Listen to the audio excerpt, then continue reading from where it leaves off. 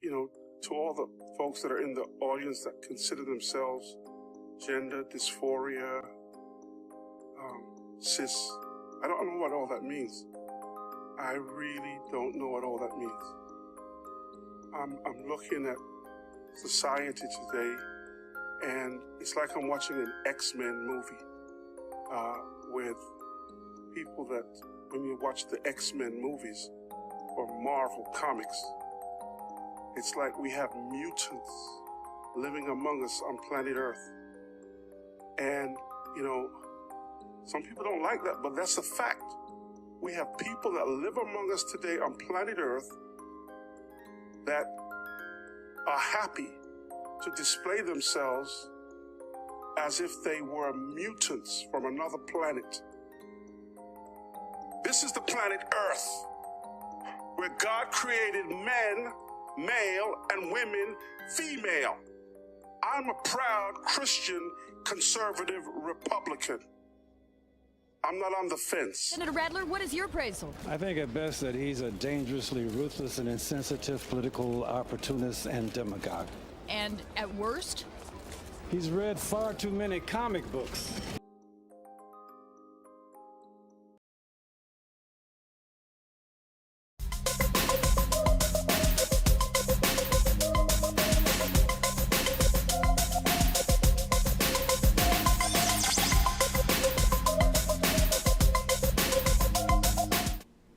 Hello, hello, my beauties and bees, my mutants and misfits. Good morning. It is live from the Hive coming to you for April 13th, 2024. I'm your host, Miss Bumblebee, and I hope you enjoyed my little dancing Bumblebee throwback. It's been about 1 year ago today that gentleman made those obnoxious statements about trans people on the news.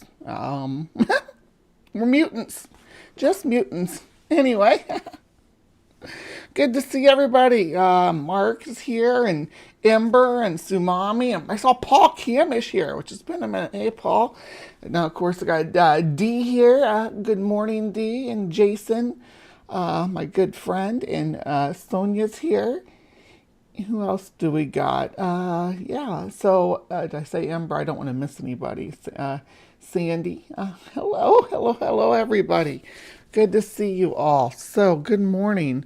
I know that last Saturday, was the first time I've missed an episode of Live from the Hive in a long, long time. Let's just say it wasn't without good reason, okay? I'm not like just bored with y'all or anything. I'm not giving up on doing the show. I just had to take care of me.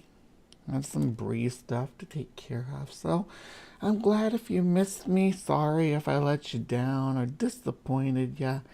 Yes, I'm a mutant. All trans people are mutants. We get our power either from, I don't know if it's from the Earth's yellow sun, or if it's through an infectious bite from other trans people, or maybe through alien transit spores. But one way or the other, it's straight up supernatural. Look at this. This isn't natural. This is supernatural. Yeah, freaking normies don't know that we can shapeshift. Oh, they'll get the church involved if we do that shit. Anyway, good to see everybody this morning. Last week was taking care of some business, so thank you for sticking with me and coming back this week. And I appreciate everybody who's checked in with me and stuff. Wanted to know if everything was okay. Obviously that's always appreciated. Always appreciate all the love you all give me on this channel. That's what keeps me doing this, is that I have a community that seems to care about me enough to keep things going. And man, I feel like I have a hair tangled in my lashes here. It's driving me crazy. All right, so but if you aren't keeping up with things, I've also had split my focus between the Hive and the transpositions. Of course, I don't have to run the transpositions alone because I got a merry team of support out there, including Stephanie Helms and Ember and Carly. And of course, there's always the folks on the back end as well, which includes like Titan, Ascalon, all the people working on the Discord, and my personal and emotional support people that are helping me along the way, which gotta add Maya in on there, Miss Maya Atkinson, and my girl Sumami here. People again checking on me. I really do appreciate you. You're all good folks. And it's been a lot of trepidation about what I'm gonna do. So thank you for hanging out with me, though. Whatever I'm gonna do, we're gonna do it together, because I'm not gonna give up on you. I'm not gonna give up on you. So this does put things back in a stack, though. So we got some catching up to do. We got some. You're supernaturally super Brie. Thank you, Paul. Got some catching up to do on some things, but there is a topic that has just been. It's too late to or it's been we've been doing this show not too long, or for too long to not have. Let me start this from the beginning. We've been doing this show for too long not to have talked about this topic before. So, I'm really excited about today's cryptic corner. It's a little bit more out there, but I made the decision, so you all have to come along for the ride. I made a decision to cover this topic because recently it became relevant again, or at least what we would consider relevant in American culture, because pop culture. Anyway, I am going to I'm going to I keep seeing the comments from you guys and it makes me smile. Thank you so much. I got such a cool little chat going on here. D, I love you so much. You're such a sweetheart. Who wants to do Cryptic Corner, though? I'm like excited to do Cryptic Corner today. The subject matter for Cryptic Corner is going to be good. And then what I've been stewing over what we got for our sci-fields today. Honestly, I'm thinking about changing the name of sci-fields. I don't really like sci-fields very much. It's more of finding the truth about some outrageous claims. But yeah, we'll dive into that as well later in the show. So stick around for that. And if you like dogs, stick around for Bree's Bestiary, because we're going to be talking about doggos. I know we always talk about, we do talk about cats and dogs a lot in here, but I'm only human, and those are the pets that we've most commonly domesticated. So stick around for that as well.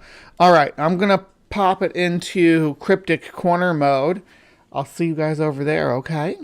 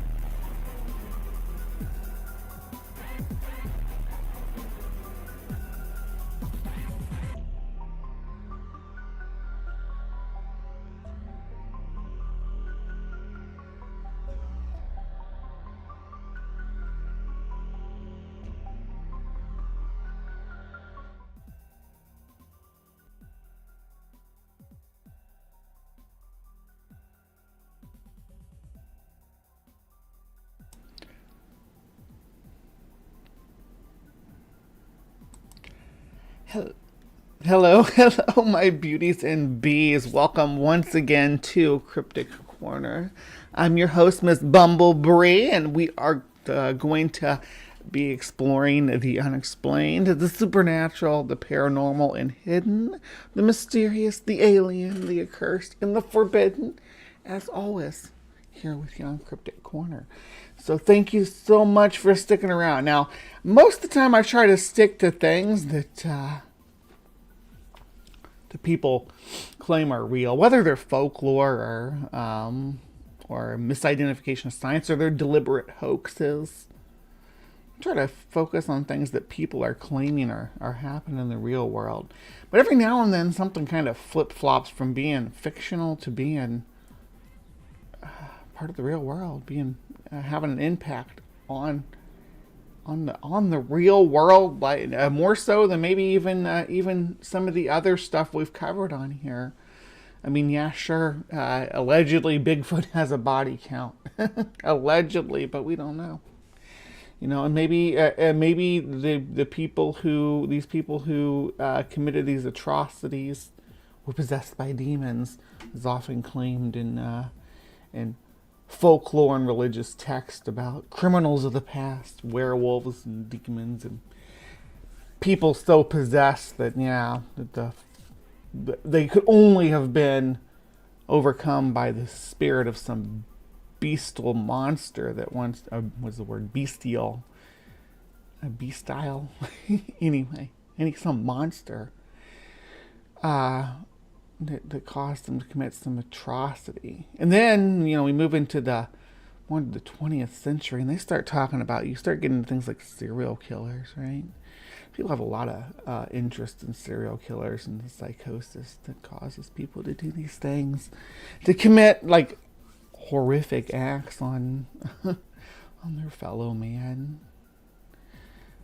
And it becomes almost instinct to mythologize. I must trip over my words left and right today. Mythologize these figures, right? So, and then get into creating fictional ones. And I grew up with loving fictional monsters and whatnot. Dracula, of course. Vampires. Always loved vampires. Jason Voorhees. I always had a weird, kind of pseudo crush on Jason Voorhees that I don't want to explain here. It's this weird dynamic. That's the same thing with Swamp Thing. I don't know what it is. Don't analyze me over the internet, but with these monstrous figures. But the paranormal aspect of them was always the fun part of it for me too. And today's pop culture and modern culture, if you will, in the 21st century, we've had something kind of take over that, and it's called a creepypasta. I don't know if y'all know what a creepypasta is or not, but we're gonna talk about creepypasta today. Creepypasta is basically folklore, right? It's deliberate folklore. It's folklore that finds its way into our society, into our culture, under its own kind of willpower. And these are posts from a guy named Victor Surge. Now, Victor Surge is posts on this forum. It's called somethingawful.com. And there's porn for everything. We've talked about Jeff the Talking Mongoose plenty of time. I play that Eighth Wonder of the World video from time to time. Paul, I see you asking about your near-death experience chat on your channel. No, I did not see that. I'll have to go check it out. Yeah, but Slender Man kills us already. Kills us. Kill. Fog rolled in at 3 p.m. It appeared at 3:17. Mark and Evan went outside, couldn't cover them. Thick screams and fog too thick screams and sounds like a baby laughing. Ooh, that's creepy. I love the aesthetics of a creepy baby laughing in the middle of the night. Was that meme that nothing's more endearing than the sound of a child's laughter, except for when it's the middle of the night. You don't have any kids.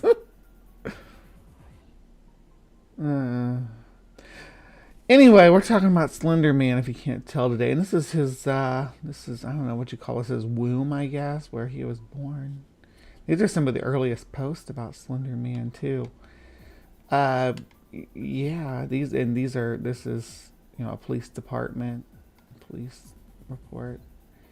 Got some blood splattered on it. Here's one of the earliest actual images with Slender Man, through like a screen of some kind, through some blinds, with all his arms out.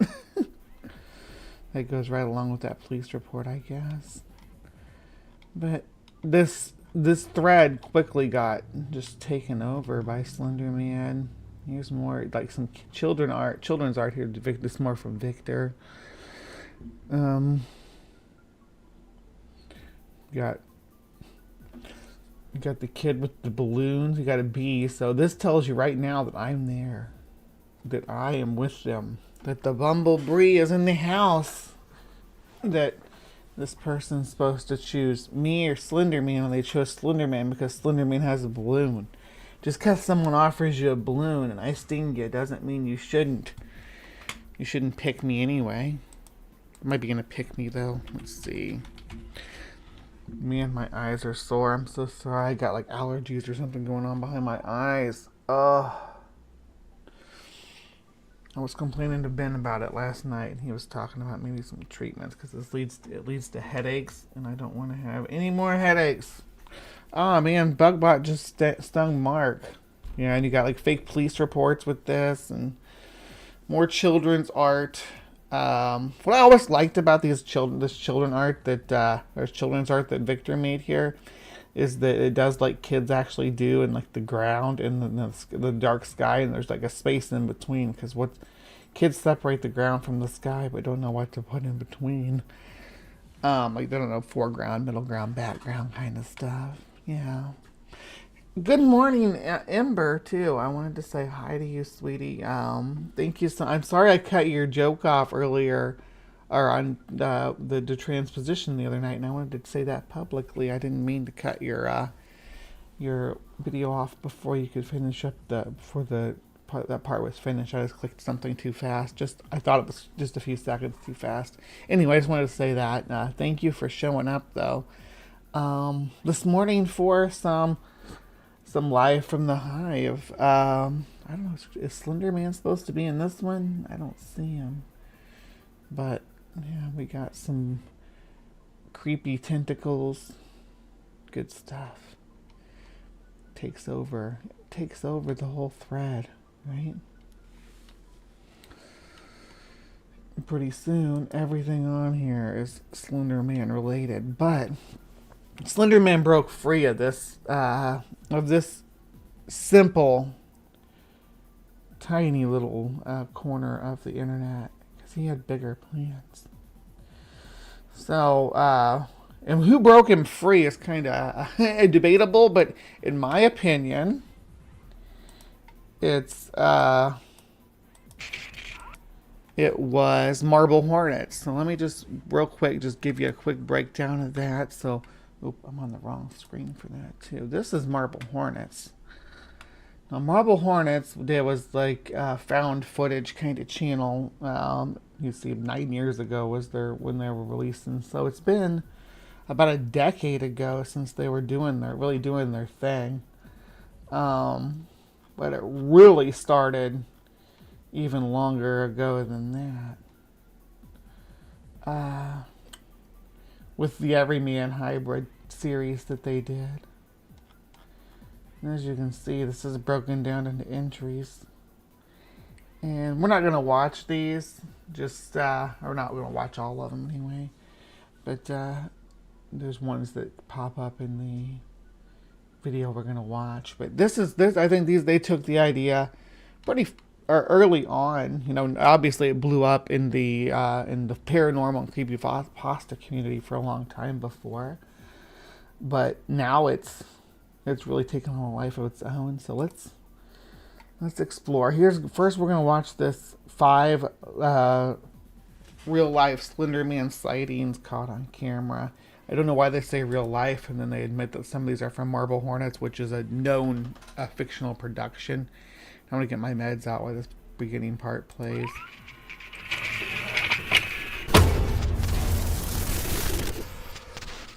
Whew. Hello everyone, my name is Sir Spooks and today we'll take a look at 5 Slenderman sightings caught on camera. I did make a video like this before, but that video is no longer with us. So therefore I decided to do another one, this time with different sightings you might not have seen before. Thank you to these awesome viewers for suggesting the topic. As always, if you have any ideas for other caught on camera videos, feel free to leave them in the comments down below. With that said, let's start off the list. Alright. Number 5. Information on this video is very sparse. The only thing we're told is that it was filmed in an Indonesian forest and allegedly captures Slender Man on video. His long tentacles can be seen protruding from his back, and the camera starts to glitch severely once the camera points at his direction. So naturally they do this this glitching thing when they show him, right? So let's see, but it's gonna be on this one. I see what they're going for here, but it seems the head doesn't seem right to me. The tentacles look good though. The head seems almost semi-transparent, but The cameraman then turns around, avoiding any eye contact with the disturbing figure.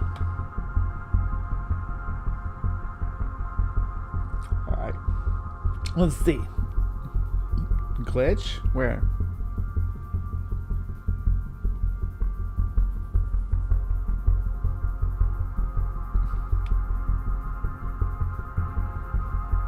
Okay, come on. Show me the Slender Man. Where is he? Oh, there he is. Is he right there?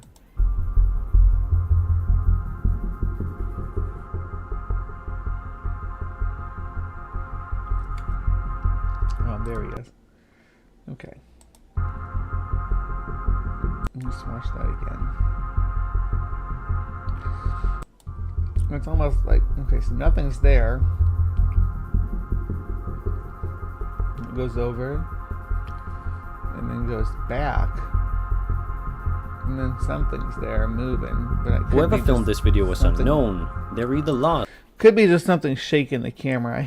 I worry about the background music these people use sometimes, you know, when I'm watching these. It's like two years down the road, I could get a copyright strike for it. It's ridiculous. For the things I cover and talk about, I'm getting copyright strikes from stuff from like years ago that I put up. Oh. And this was the footage that was found, or it's a cleverly made hoax. Either way, it's truly creepy. It just looks like maybe some tree being, maybe a palm tree being shaken to me. I don't know though.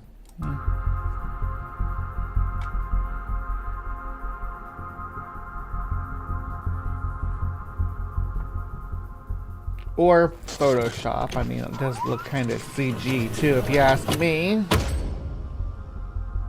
You've probably seen this video before, as it's one of the more famous sightings. It is filmed from inside a car when a guy seems to have initially seen something outside. Due to this, he starts filming, and we can easily see a figure resembling Slender Man walking around outside a house. As he spots the creature, he begins saying "see" with a fear in his voice. Take a look.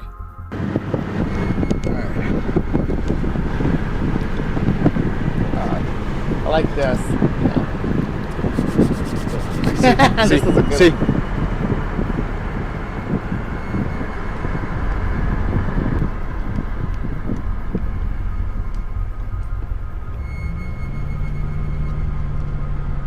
I like his little arms.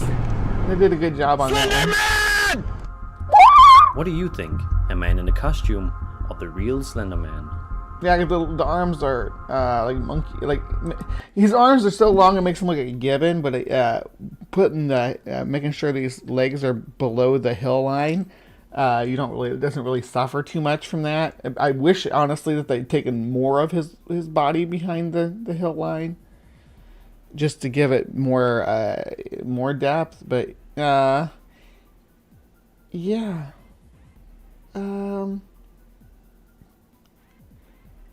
And I don't know.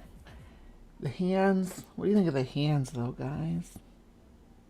I mean, it's too short to be Slender Man. Yeah, that's what I'm saying. The legs look too short. It looks like a gibbon, right?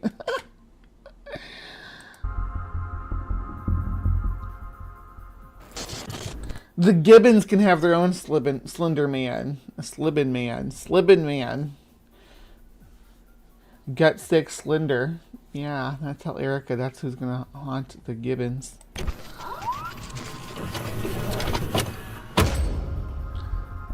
Alright. This video was created by a group of Spanish guys. In the video, they go to a school to investigate it. It begins during the day, but ends when it's dark out. Once they're inside the darkness of the school, they encounter the Slender Man multiple times. Take a look. Slibbin. Alright. Oh, estamos aquí. No, Estamos en serios, chaval. en serios. Alright, they're going into school. Es intentar entrar, pero... Sí, bro. It's getting dark. Hostia, ¿habéis visto esa silueta? Parece como de una mano. Was that Slender Man looking out the window? Entrar, pero... Sí, bro. Wait, Hostia, ¿habéis visto esa silueta? Parece como... is that supposed to be Slender Man in the window? Intentar entrar, pero... Sí, bro. This middle Hostia, window. ¿habéis visto esa silueta? Is he Parece standing como there or de una not? mano. Maybe there's somebody standing there, I can tell. Ah, captive desk, hail Bigfoot. Esto yo creo que tienen que traer a niños discapacitados o algo porque... Hostia.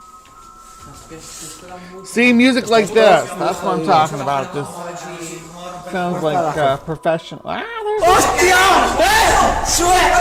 Jesus. I get it, okay. ¿Esto qué era, Oh tío? my goodness. Venga, ya. Jodas, macho. He's gonna keep coming. You better run. You don't stop running. Be right there. He doesn't look tall enough there either, though. I gotta say, he looks pretty short, like child-sized almost. It's like the Slender Goblin. Yeah. His head should be almost to the ceiling. He looks like he's maybe at the most 6 foot tall. At the most, I don't think he's 6 foot tall even. Based on how tall lockers are, I think this guy is probably about maybe my height, maybe 5'10", or even shorter. Mm-hmm.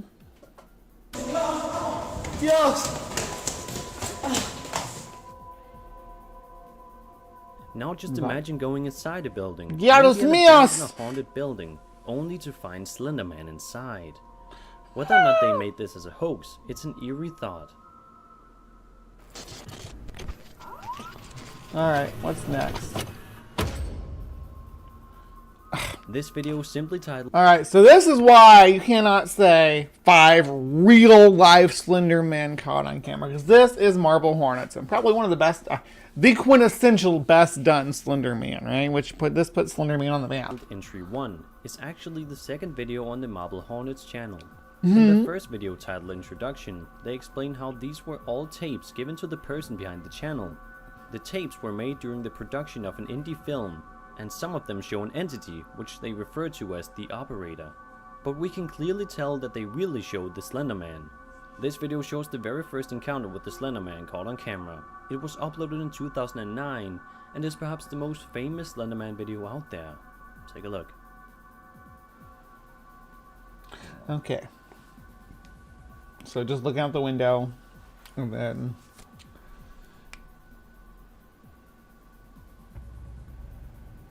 Slender Man's on the porch, just standing there and just turns and looks. And that's it. Very subtle, very well done. You don't see enough of him to get the proportions are off. On the Marble Hornets channel, there are many other scary sightings of Slender Man, but Now the first video the Marble Hornets did with him in there, it's just a still. This is the one where it's actually a video, right? Where it's a person that's actually moving. The first one, I guess, pushing the car on the Everyman hybrid. But regardless, it's like it's produced. They know they were making a like a found footage type project. So this isn't some kind of, it may be real, it may not. They say they got this from, that's part of the production. It's like they got the producer was given this from so and so. It's just the same as the, that we found this in a backpack in the woods, these tapes. for this video I wanted to show the one that started it all.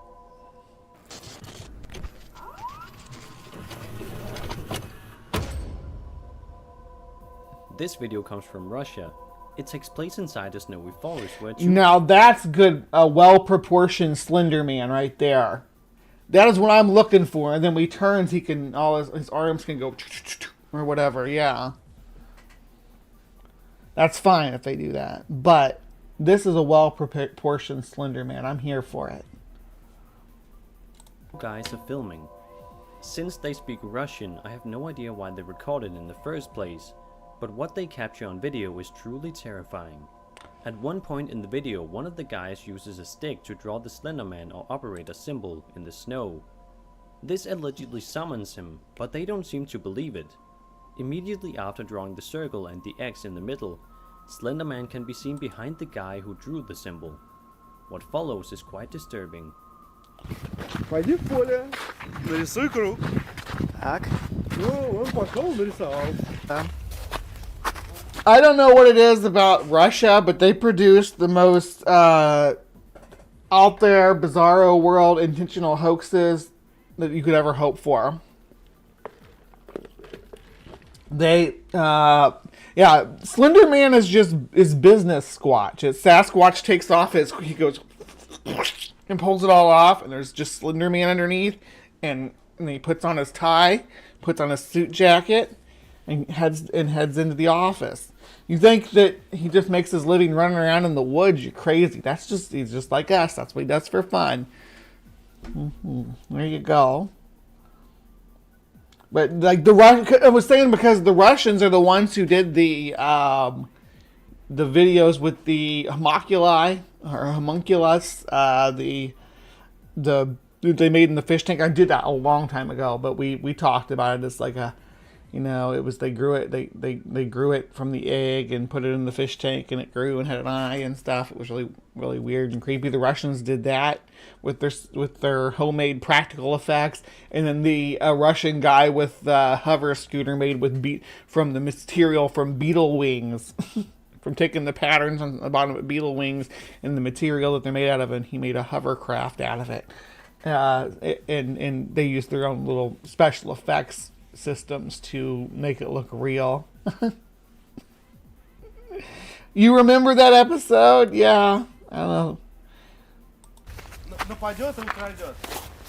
Просто там, типа, кружок, крестик, короче. А, и он сам появился. Ну, типа того. Давай.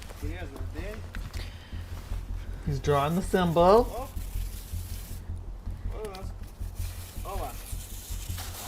I А don't ты know. уверен, что это надо делать днем? I don't know all the lore. There's a lot that got tied into it. По идее, наверное, это надо делать ночью при свечах и пентаграммы. А, ну да. Голову козла не забыть. Давай.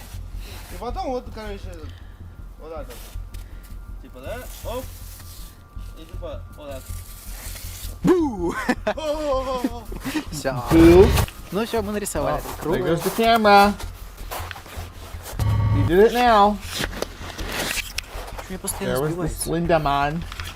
Can we get it to freeze on that, I Что wonder? так, короче, Пойдем-ка мы.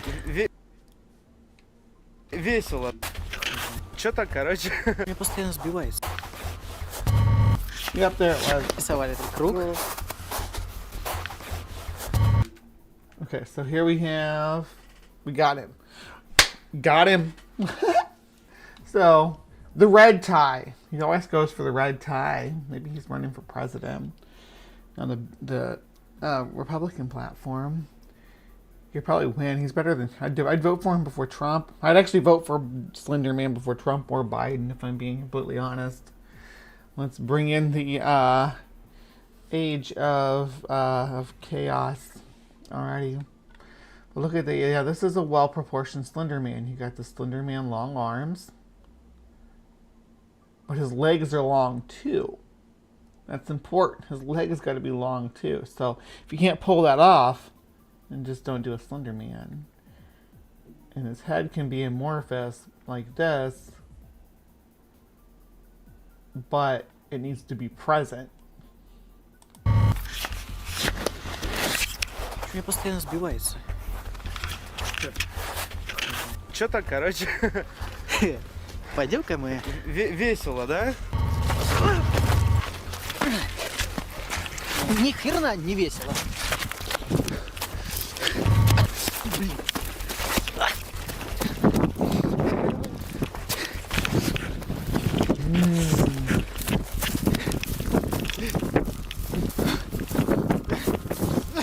Давай, поднимайся. I'd have been like, nope, Slender Man. That was just part of my drawing, and pretending like I was drawing like a sun or something. I'd be like, no, I wasn't drawing that proxy symbol. I was drawing this. Sorry for the misunderstanding. Didn't mean to summon you. I wonder if it's like Hellraiser, Oh, I didn't mean to summon you. Take I have to give him somebody else in my place? No way. I'd go. I'd have to go.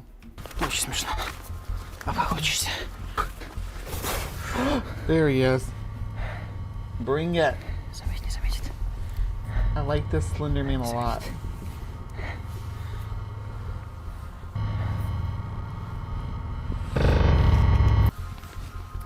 Did he have a gun though?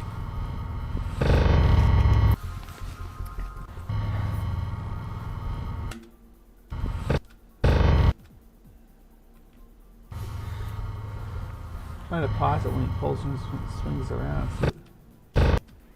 Right there. He's got something. It looks like he's holding a gun, but it could be, you know what, anything. I don't know. The way he's holding it, though. It's gone. It's gone.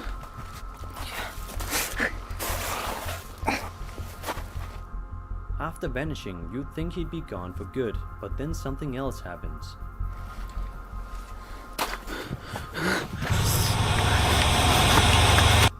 There we go. That is how you properly Slender Man, ladies and gentlemen.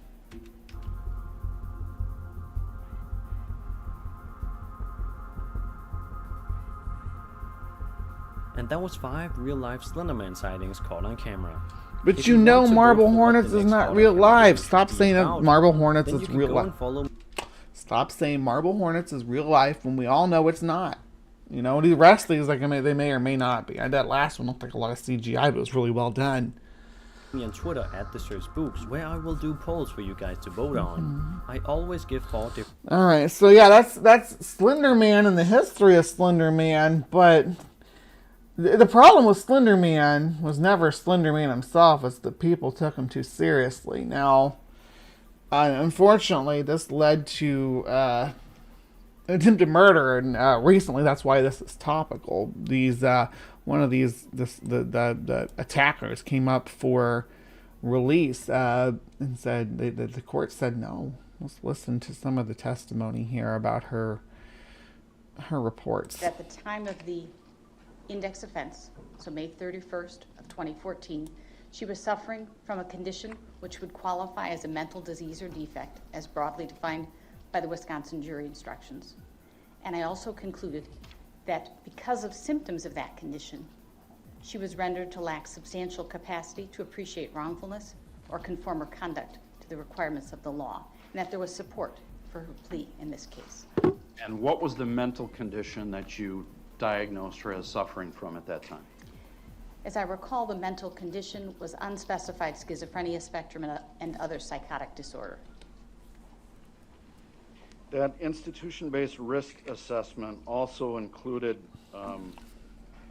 some statements that you found concerning, and I'm talking about October 24th of 2023. Do you remember that? Yes. And what was concerning about some statements she made during that assessment? What was concerning was the content of them and the topic that they referenced. And please explain that. Perhaps it's best if I quote the record. Please. So the comment she made during an individual therapy session, kind of an emotion-charged individual therapy session in which Ms. Geiser has invested herself. So she's done a lot of work in individual therapy. Yes, very, very recent. She came up for release. But the comments that were memorialized in the clinical notes from the session on October 24th included, quote, "How do you think I was able to repeatedly stab my best friend and face," referring to the co-defendant. "Thought she was all the brains. I was pulling her along too. I didn't care. I couldn't care. I've never known how to care." End of quote. That's something that stood out to you in your review of the records, true? It stood out. I wasn't sure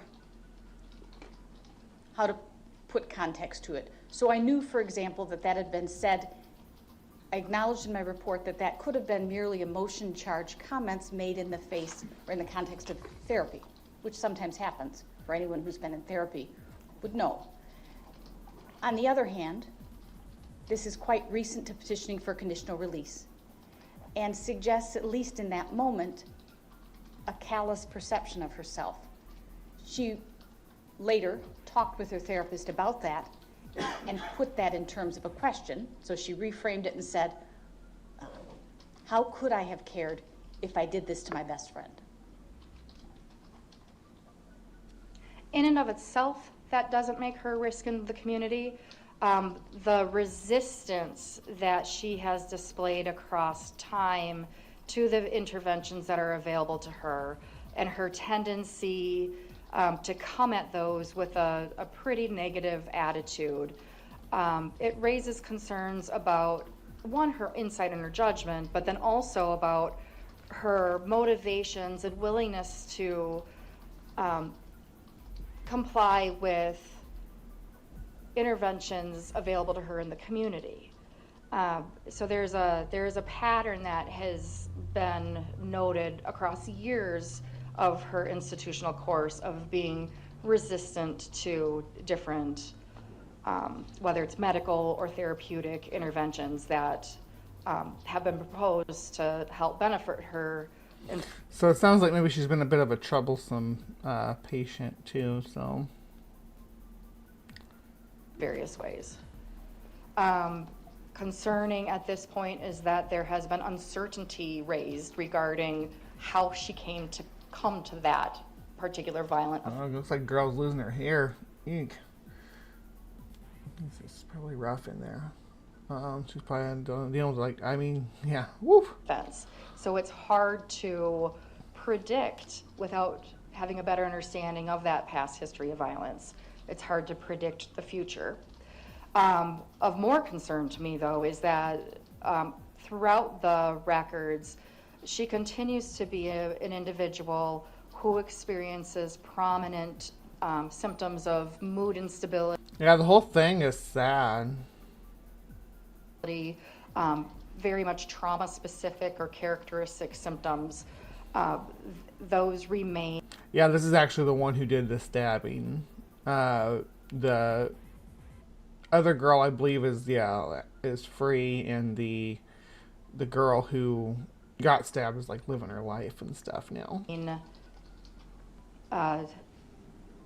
Influential on a daily basis for her, and have compromised her ability to withstand even the stressors within that close supportive environment of the institution.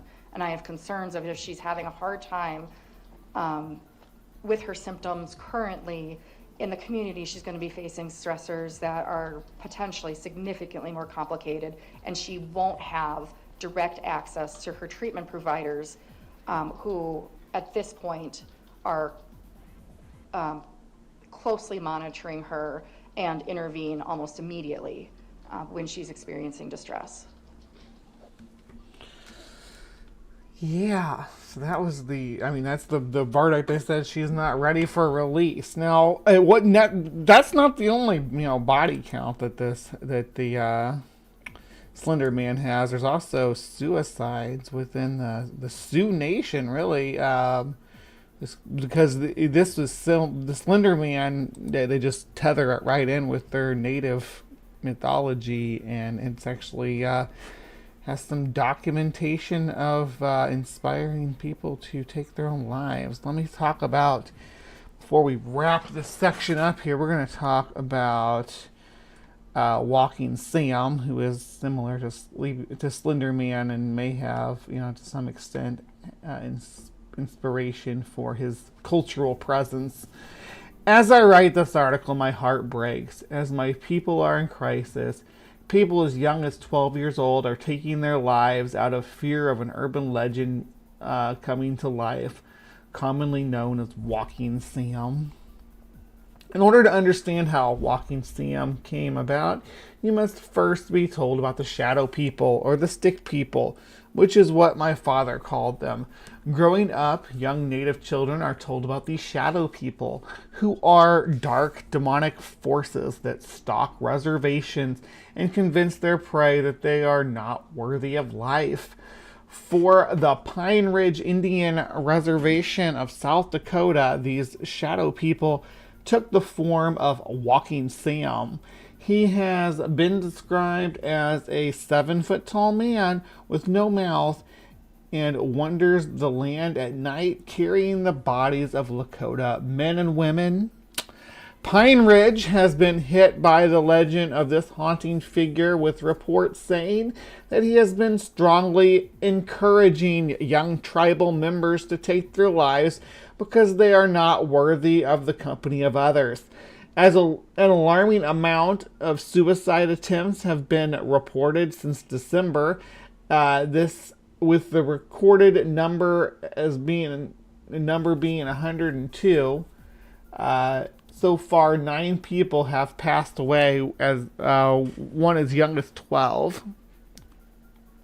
This isn't like current or anything. This is just something that came up. This is from 2015. So this has been back when Slender Man was hype was at its peak, but it boiled over into other cultures too. Let's read on. These suicide attempts aren't done alone.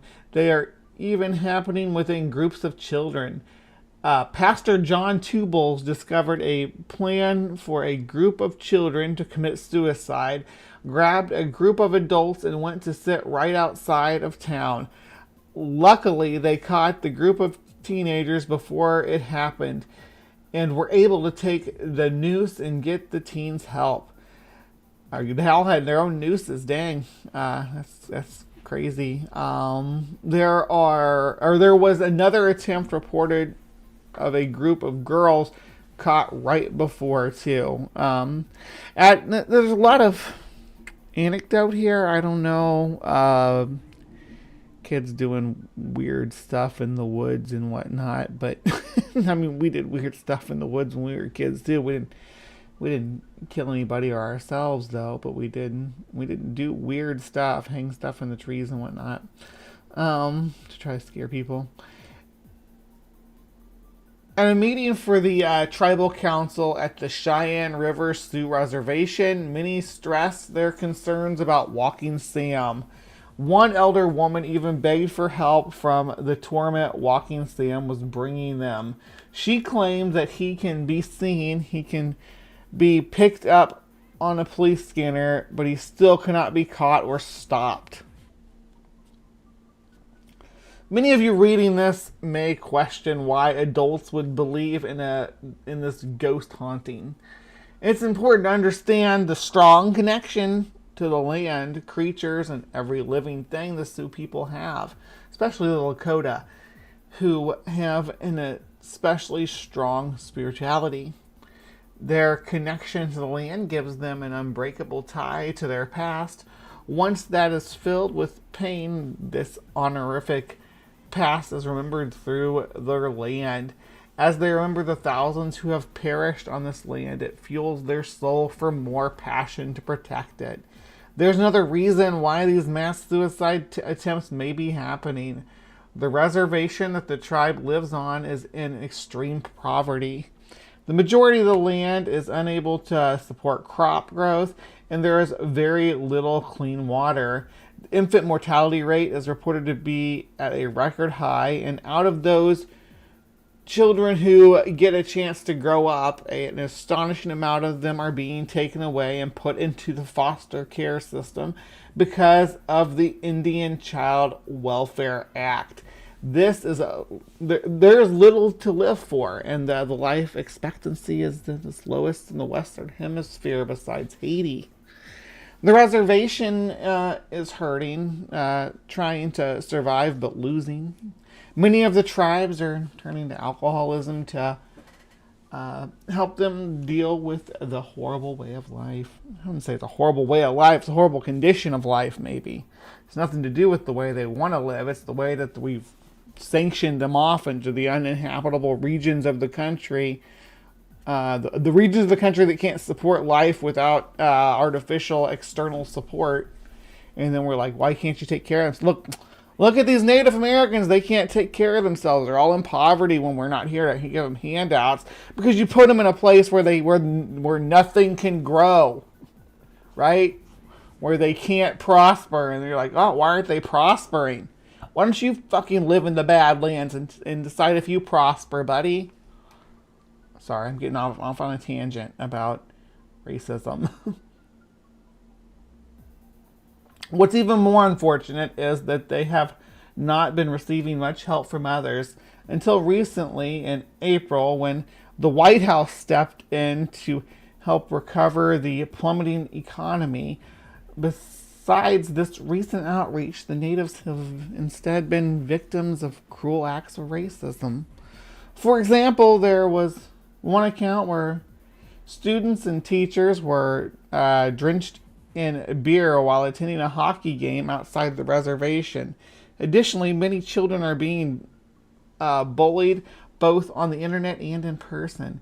In fact, one of the 9 who passed away, a female, was a victim of a racist act, being called a filthy Indian shortly before her death. As victims of oppression, this is not surprising that their children are seeing life as more of a burden than a pleasure. I beg those reading this to stop and look at the look at the way the tribes are being treated.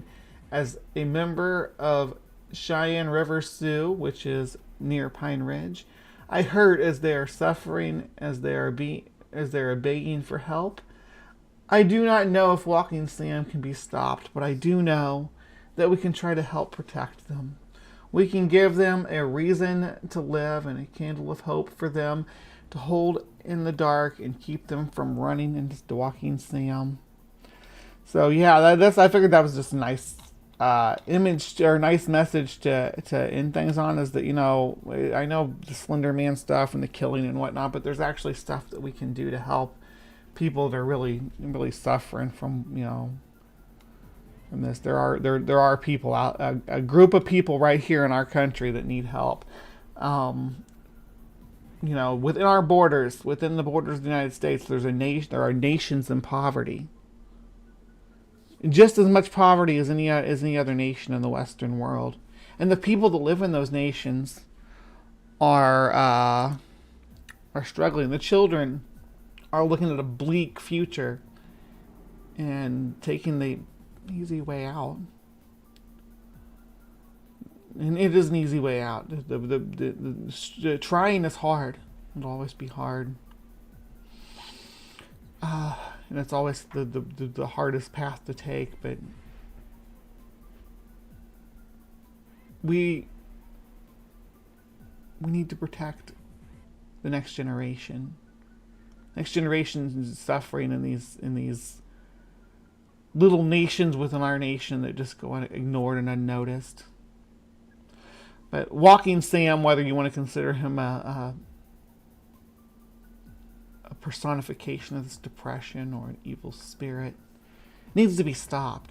Something needs to be done. As far as the Slender Man goes, I think the Slender Man's hopefully his body count is over. Hopefully we can take Slender Man as a lesson what not to take too seriously when we see it on the internet. Are there people that believe Slender Man is a real entity? Or some kind of tulpa, like a thought form brought to life by the mere amount of people who believe in its existence? An argument could be made for something like that, but we're talking about a piece of folklore, modern folklore, deliberate folklore with timestamps and a history of development and different veins of his life that weave through a tapestry of different videos and short stories. It's got a subgenre under him as big as Cthulhu, but Slender Man's not real. But you know, kids in this country are suffering and dealing with emotional stressors that aren't being addressed in the public eye. So I think maybe we can use this as a red flag to say, hey, you know, let's deal with some mental health stuff. Let's actually make that a serious grab here.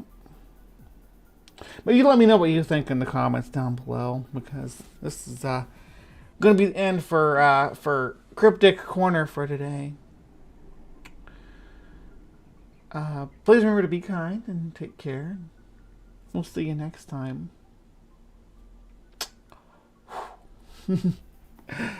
All right, beauties and bees. Thank you so much for sticking with me through this episode of Cryptic Corner. A little bit different, because I know usually things that are openly fictional or publicly fictional don't get a spot on Cryptic Corner, but people actually believe Slender Man is real, and it informs their actions.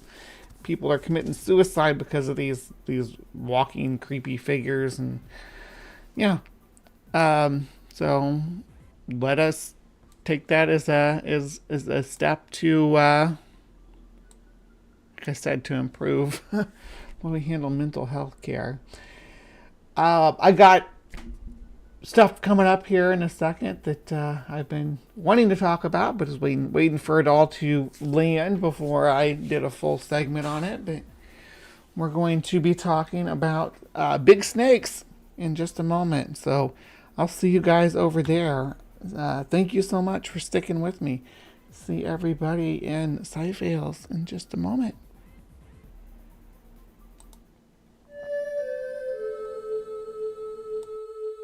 So the officer and I went out there to take a look at it. You know, he just tried to chew in around the doors. And you could see a dog print, you know, alongside the window there. And so it was, you know, obviously a dog.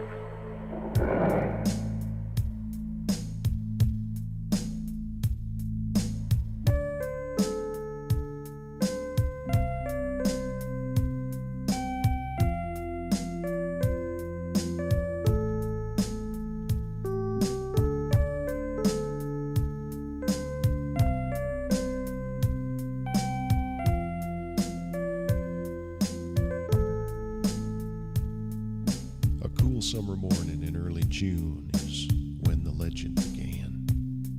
At a nameless logging camp in Wexford County where the Manistee River ran. 11 lumberjacks near the Garland Swamp found an animal they thought was a dog. In a playful mood, they chased it around till it ran inside a hollow log. A logger named Johnson grabbed him a stick and poked around inside. Then the thing let out an unearthly scream and came out and stood upright.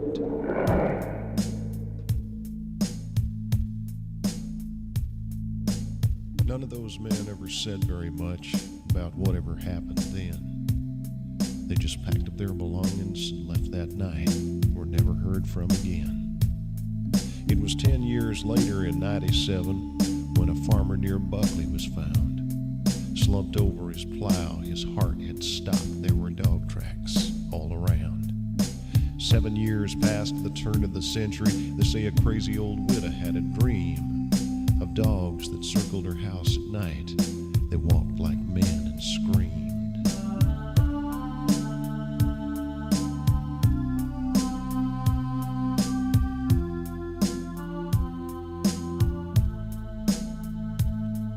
In 1917, a sheriff who was out walking found a driverless wagon and tracks in the dust like wolves had been stalking. Near the roadside, a 4-horse team lay dead with their eyes open wide. When the vet finished up his examination, he said it looked like they died of fright. In '37, a schooner captain said several crew members had reported a pack of wild dogs roaming Bowers Harbor. His story was never recorded.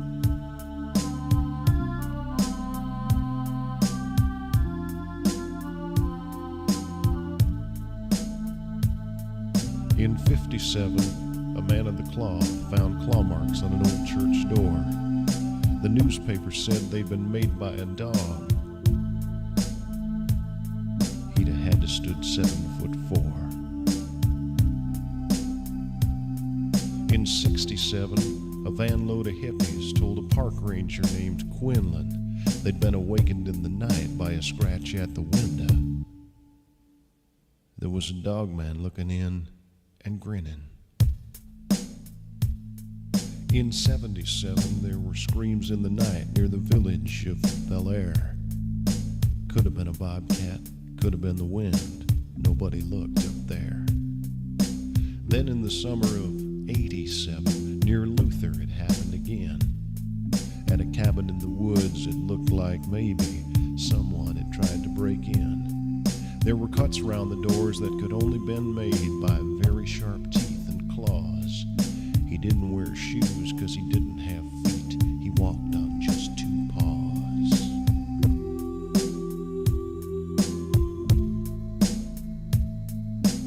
So far this year, no stories have appeared. Have the dogmen gone away? Have they disappeared? Soon enough, I guess we'll know, because this is the time to fear. For another 10 years has come around. The 7th year is here. And somewhere in the Northwoods darkness, a creature walks upright. And the best advice you may ever get is don't go out at night.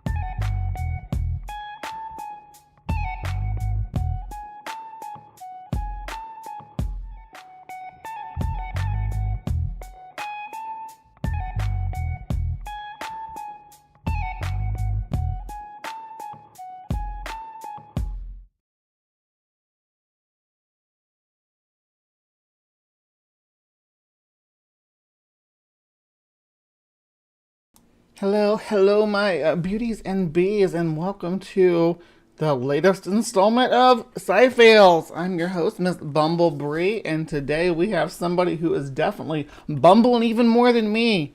So, if you don't know, now you know, because today we're talking about Joe. Hello, Joe. Joe likes to talk about things he doesn't understand and make claims that are stupid. And especially when it comes to animals. So today, Joe is going to tell us about 60-foot anacondas are real? What? No, they're. Shut up, Joe. No, we're gonna let Joe talk actually, because he's funny. It's funny to listen to the things that they say on this show, and I get to debunk it. So, are you along for the ride? Because I sure hope so. Let's look at Joe Rogan's 60-foot anaconda. Is it real?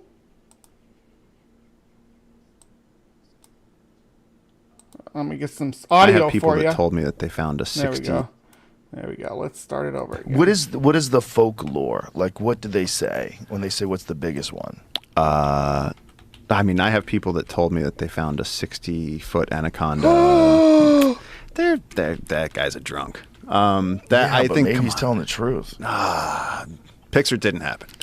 Remember the movie with Jennifer Lopez and Ice Cube? I remember that there was one. John Voight had like the worst Brazilian accent ever.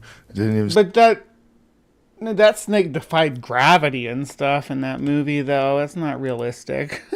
Sound Brazilian. I gotta It's actually so watch that strange. movie. I really feel like I should. It's a terrible movie. Is it? Oh, it's terrible, but it's great. Yeah. It's like one of those. I think it was like. No, it's Nothing wrong with a good bad. It's terrible in the same way that Sharknado is terrible. If you like schlocky monster movies, it's which I do. I'm a schlocky monster movie kind of girl.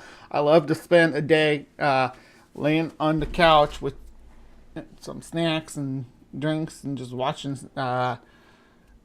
bad movies with my friends. Bad giant anaconda, killer piranha, Sharknadoes, octograders, whatever you want to throw at me. Especially if it's splicing between two different animals, just like obnoxiously splicing two different animals. What was there, a crocoboa or something like that?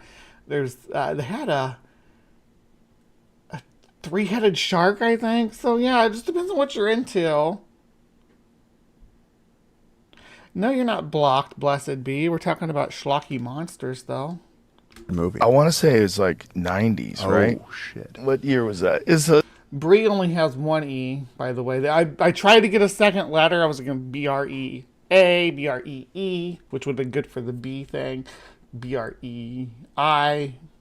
They're like, nope, you only get one letter. Choose between an E and an I. So I chose the E, obviously, because Bree, it fits the same number of characters as the Bumblebee Piranaconda. That keeps showing up on my feed now that I've been looking at this stuff. Actually, that's a fairly new one, I think. So I think Piranaconda. But the actual big anaconda, look at the size of it, the one that's coming behind Ice Cube. The actual big anaconda was like... That's the thing, too. It doesn't actually look like an anaconda. I gotta sneeze, though. I've seen that image before, yeah. John Voight. Jeez. You should hear his Brazilian accent, too. Hopefully I got that It's that crazy. sneeze It doesn't even make sense. Wait, does he eat two people at once?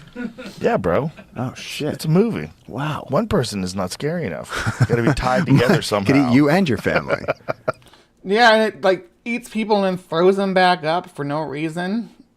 Like, and this snake eats way too much. Like a snake that ate a person. It's probably good to go for a few weeks at least.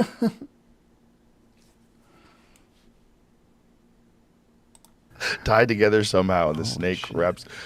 So they say they've seen a 60-foot one, but sure. Do they have an no age limit? 60 Like, do they? It seems like when they get to a certain size, nothing's hunting them. No, they're an it's apex just predator. Disease or old age. No. So in the Amazon, the cool thing with the Amazon is it's the greatest natural. So squamates, before he gets into his thing, squamates are very well adapted to having disease resistance. Obviously, they have their own parasites and their own diseases that they do get, but just in general, they have a better, easier time healing from injuries and from disease than we do because they're cold-blooded. Which means they don't have to get fevery in order to fight infection, for instance, like we do. Baddest battlefield on earth. It's literally just this churning death march. Like life is like a momentary stasis in this like recycling of death, and it's like you fight for it. And a snake that's getting big like that one that we just caught, like Eleanor, it's like, so we learned that she moves around this swamp and has a home range, and then eventually after a few months, she passes the transmitter. She'll poop out the transmitter. But one of the guys on the team, Pat, is actually whizzing through Acadia University. We've been continuing this. And we've learned that there are so many more anacondas than we thought. And everyone said, the traditional literature said that they're ambush predators, that they only wait. And it's like, no. They're going to places where there's mineral licks in the Amazon, and they stake out them. Like, they're more strategic than we thought. Oh, so they wait. So they, like, know where... So, like, the animals that they eat are going to be, like, herbivores, right? Who supplement their minerals in their diet with, like, salts. So they'll go to mineral licks. mountainsides, on rocks, anywhere where there's exposed salts and other delectable minerals that they need to build strong little babies for the deer, for the capybara, for every little critter that needs to have minerals to reproduce and isn't getting them from chewing on bones. But they will chew on bones too. Capybaras especially will chew on bones if you give them a chance to. For the animals to lick the minerals. Yeah, so there's places where there's like a salt deposit, and so you'll get all the herbivores coming there for the salt. And so, but the anacondas will go up streams and strategically target those places. And so one time we saw an anaconda eating a peccary, which is, for everybody that doesn't know, is a wild boar. Like a javelina. Yeah. And like I was at a stream trying to take a picture of a butterfly, and I heard this, and I looked down, and there's like a 16-foot anaconda, and it just bent this peccary in half, and it was just looking at me, and it was like, and then it split. And so once a snake leaves its meal, it's very unfortunate, but once a snake leaves its meal, it's not going to come back to it. So the snake left because unknowingly we got too close. So we had wild boar that night. We just threw it on the barbecue. You stole its food. Oh, speaking of eating things, Jamie, I think it's just called monkey head. Did it like start digesting it and then throw it back up though? I'm not specifically a channel for any kind of religion. I don't like. This is a science and debunking channel. Blessed be. We like. I look at what I'm looking at here is claims about giant anacondas, for instance. So I don't know why Christianity would matter there. Velocipaster. Oh, well, I guess if you're talking about schlocky movies and you want to bring up Velocipaster, then Christianity would matter. I don't want you proselytizing in my chat, of course, but, we're talking about big animals and stuff. I'm dying to show you this. Can I ask you a question, though? Yeah. How old did they get? Like the one that you got that was 18 feet, how old do you think she was? The thing is, they have indeterminate growth. So you take a baby anaconda. They're live born, by the way, not in eggs. And so you get a brand new, slimy little anaconda, and they come out, and their food for like the jabby storks, for other caiman, for even fish. The fish are brutal, man. I caught a baby caiman the other day. He had no toes because the piranhas were eating. Avoiding the answer in the question, I don't know why, but yeah, anacondas don't live. For snakes, they live a long time. Well, for animals, they live a long time. For megafauna, though, about average, they live like less than 50 years, right under 50 years, maybe mid-30s. His toes off. Whoa. But the anaconda is interesting because it has this outsized impact on the whole ecosystem because they start off basically as prey. They're just these little 2-foot worms. But then as they grow, then all of a sudden they can eat bigger things. Then they can eat the caiman back. Then they can start eating the birds. And then all of a sudden they're eating capybara.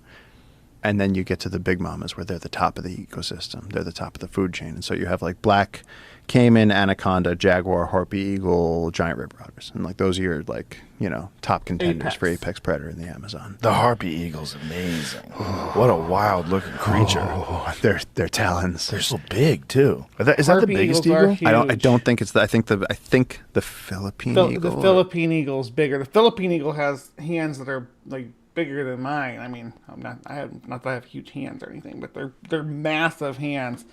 But their claws are as big as freaking dinner knives, and they just stick them into the back of a monkey, and it's done. And the ones in the Amazon, the harpies have huge claws like that too, and they eat sloths and tree monkeys and all sorts of creatures. Or the stellar sea eagle, but the harpy is just unreasonably large. Like when you see them, you go, that's what that is. And they eat a lot of monkeys. They are all three of those species: the stellar sea eagle, the harpy, the Philippine. What's the one in Africa? I can't remember. It's the one that's responsible for the Tuong child, though. The Australopithecine that has the hole in its skull. Someone give me the name of that bird. But the big giant bird in Africa. But they're like human-sized birds. They don't weigh as much as us because their bones are hollow, right? But they are human-sized. You see a harpy eagle sitting up in a tree. There's a human-sized bird sitting up in that tree looking down at you. It's terrifying, right? And I know I was the feeling because I was at the zoo, looking through that, looking for where's this eagle at that's supposed to be in this cage. And I looked up, and there it was, a human-sized bird with giant human-sized bird eyes looking straight down at me and holding completely still. It stops you. You're like, oh my gosh. Oh. Monkeys, and so one of the ways to tell when there's a harpy eagle around, like we'll be walking through the jungle and you just find a pile of bones. Because up in that nest, 150 feet up, they're just dropping monkeys and sloths, and the babies are ripping them apart, and then they just chuck the bones out. So you'll see like a little boneyard in the jungle. Wow. Yeah. It doesn't last too long because nothing lasts long. It just keeps recycling everything. But when I was a kid, in the rainforest books, they'd say 50% of the life in a rainforest is up in the canopy. And it's like, you always say like, yeah, bullshit. It is. There's more stuff up there than there is down there. So when you're walking in the Amazon, you're under 150 feet of green, 3%. Yeah, an eagle could definitely lift you, like to throw you off a cliff or something, or throw you out of a tree, mommy. You better watch out. Like if you were up in a tree, one of these monkey eagles would definitely hit someone that's 105 pounds without a second thought. You would be a target. They would probably, if there was anybody smaller, they would probably be a target before you, but you would not be off the menu if you were the only thing available within their sight, and you were sitting in the branches. They'd definitely come, or just knock you right off, or grab a hold of you and throw you into the tree, into the kind of the forest floor. That's the thing about why the sea eagle and the Philippine eagle might have a bigger wingspan like a harpy eagle, because harpy eagles are moving through the trees, right? So they're like, I'm a jaguar. I do the jaguar walk, but no, they're moving through the trees, weaving through the trees. They don't have quite as long a wings as the other ones. That's why they're not considered the biggest birds, or the biggest eagles. Of the sunlight is hitting the ground. Most of the action is happening above you. Wow. The birds, the monkeys, the bats, the snakes, the frogs, everything is moving up there. There's cactuses and bromeliads and vines, and it's all interconnected, and there's this whole network. The Amazon canopy keeps changing the like when you say how many species are on Earth, and it's like they're like, we really don't know, because nobody can spend time up in the Amazon canopy. There's people that have used hot air balloons. There's people that have used giant nets. You can climb up with a rope, but then like you're kind of limited to one tree. Yeah, but those nets are so cool. What they do is they like have helicopters drop these giant like nets, like you see it like what I think of is like a kid's playland, like we have a place called Going Bonkers, but like Sky Zone and stuff with the nets you climb in. So they'll drop one of those on the treetops, right? They'll just drop it on the top of like a couple acres of rainforest, and then the scientists will actually get down onto that net, which has been secured, and they'll go through the canopy and kind of reach through the net and interact with the stuff on the top of the canopy. I used to watch videos of that my grandpa had on from National Geographic on like VHS. And I used to watch that all the time, and that was what I wanted to do. Like the movie Arachnophobia, the guys that go in there and collect those, I wanted to be one of those people. I had that movie, like, oh, it scares everybody. It like made me want to go into the Amazon and collect exotic species. I still do, honestly. If I could get to the Amazon. We just spent the last 2 months building the tallest treehouse in the world. It's like above. See, can you do treehouse? It's insane. I slept up there for one night. Look at this coming out of the mist. I just slept up there for one night, and in the morning, I couldn't believe what I saw. We woke up, and it was like what they tell you in the rainforest books. It was like there was like 3 species of monkeys, like 15 different species of birds. There was things just moving all over the place. There's my dream home right here. Look at this. I want to live in a place like that out in the jungle. And I want to wake up to monkeys and parrots. A treehouse. Little. It takes like 10 minutes to walk up there. That's badass. Yeah, apparently it's the tallest treehouse in the world. It's in the middle of the Amazon now, and we got solar panels. So how many feet up is it? I think the floor is. Oh my gosh, I want to live there so bad, guys. Can I do that? I want to live in the treehouse in the Amazon. Who's coming with me? Ooh, I used to be like a a squirrel girl. I used to be really active up in the trees when I was a kid. Even until I got into my teens and stuff, I was climbing in the trees. It was always climbing the trees to jump into the river, to climb the trees to hang the rope above the river. Fun stuff like that. How are you gonna make coffee in that treehouse? That's a good question. Guess I'll have to DoorDash it. Who's gonna bring my DoorDash to me? You need to have some kind of generator or something in there to. You could probably put some solar panels on the roof, maybe. I don't know. There's gotta be a way to solar panel that sucker up, right?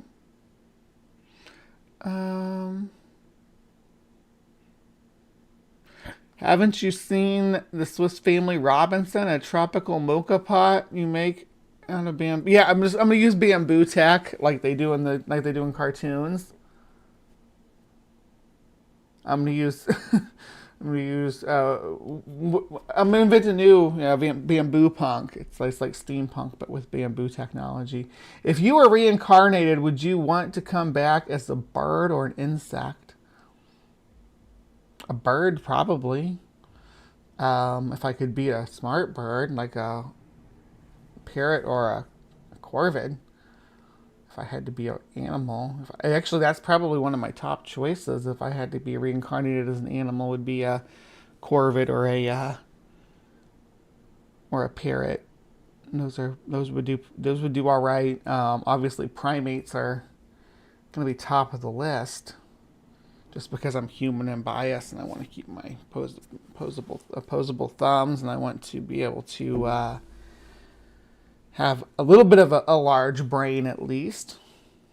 Alternatively, some other good options: a whale or a cetacean of some type would be. A cetacean would be good, but I don't want to live in a cetacean in our current polluted ocean, so that would kind of suck. Anyway, back to the topic. Yeah, I don't mind pooping in the bushes. It's about 110 feet up. And how long did it take to build this thing? A couple of months. Took like 3 months, actually. We brought in some expert treehouse builders. These guys, the treehouse community, and that's insane. They build tree houses all over the world, but this one, it was like we had to figure out, like, how do you even build a stair? The staircase was half the project. How do you build a staircase to get up to the top of this tree? It's amazing. You guys did an amazing job. I love it. Yeah. God, I want to go. It's beautiful. I would definitely love a treehouse. Did you see the stairs? I don't care. I love those stairs. Give me those stairs. Yeah, there it is. The solar panels. Look at that. That's incredible. So you get electricity up there. That's fucking badass. Yeah, yeah. No, it's And really that's still cool. there right now. Still there. No, it just There. got there. You see how fresh that wood is? It's like it's not even. Look, solar panels. That's what I'm talking about. If I was able to be self-contained in a jungle setting like this, would I feel superior? Ooh, that's a good question. Superior. There are ways that I'm exceptional. I'm a human, so that makes me exceptional to most of the other organisms in the jungle when it comes to being able to abstract thought. So I am exceptional compared to whatever contemporary organisms are living in my environment. If there's other organisms that are, that are superior to me, obviously the anaconda that we started talking about here is exceptional to me. It can, like I was saying, it can heal from its wounds easier. It can live longer. It can sleep tighter. It can literally sleep for months if it has a good meal. I'd want to be reincarnated as a beach animal with few predators that doesn't have to work hard for food. I think Maya's saying she'd want to be a harbor seal, which sounds pretty based. But yeah, as far as feeling superior, like the jaguar, of course, that lives in this jungle is going to be superior to me as far as if I'm there and it's there and we meet with those being the only only criteria, it's probably going to have most of the physical advantages over me. So it's all going to be subjective to what's superior. However, if I get injured by the jaguar, I'm going to have a lot better chances of recovery than if I injure the jaguar. If we injure each other and go in part ways, I'm going to have a lot better chances of recovery than the jaguar, generally speaking, because I'll have access to, first aid stuff.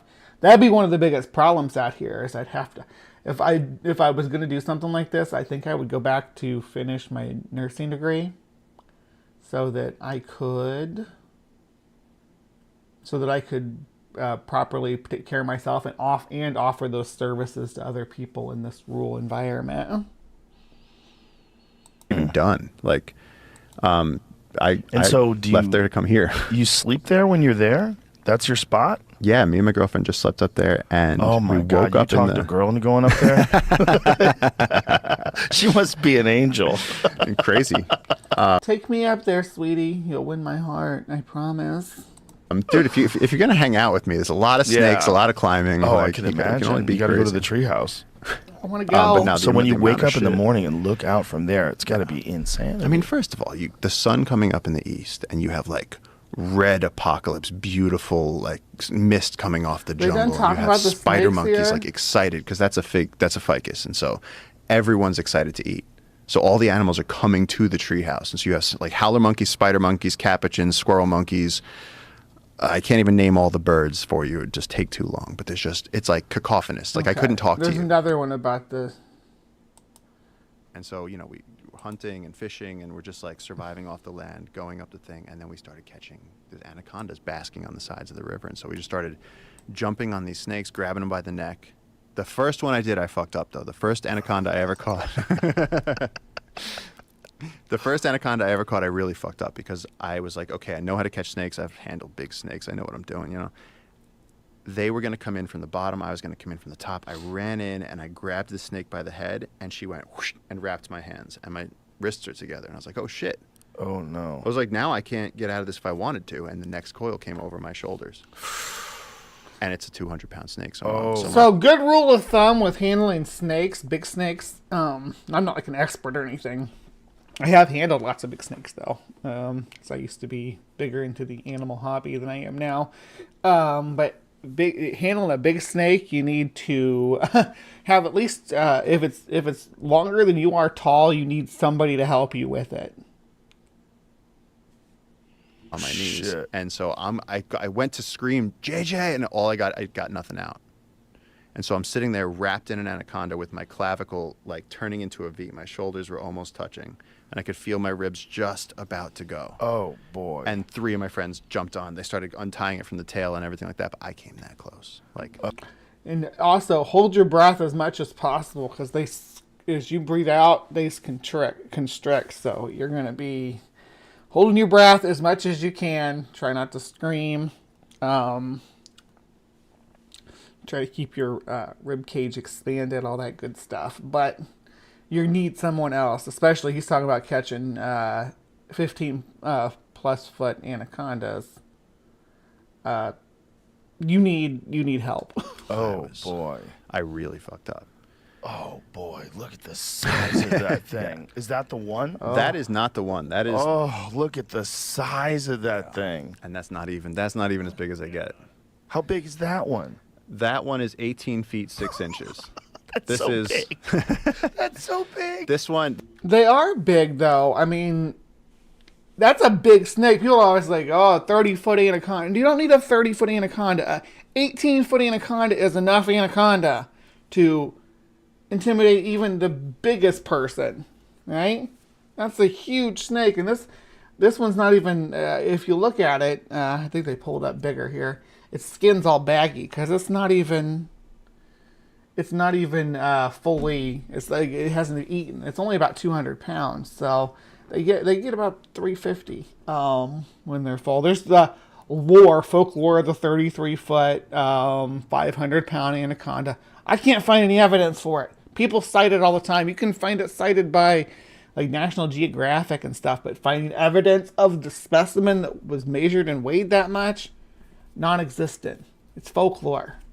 Folklore that found its way into the record books, but folklore nonetheless. This is the largest scientifically wild-caught verified anaconda that we have. Wow. In scientific literature. I mean, there's people have records. Right. That's my point right there that people always forget when they talk about 24, 25 foot. Yeah, people have reported those. This gentleman reports one, but that doesn't mean that they've been measured, right? This one is the biggest measured by science. This is the largest confirmed anaconda by length and weight ever measured by science.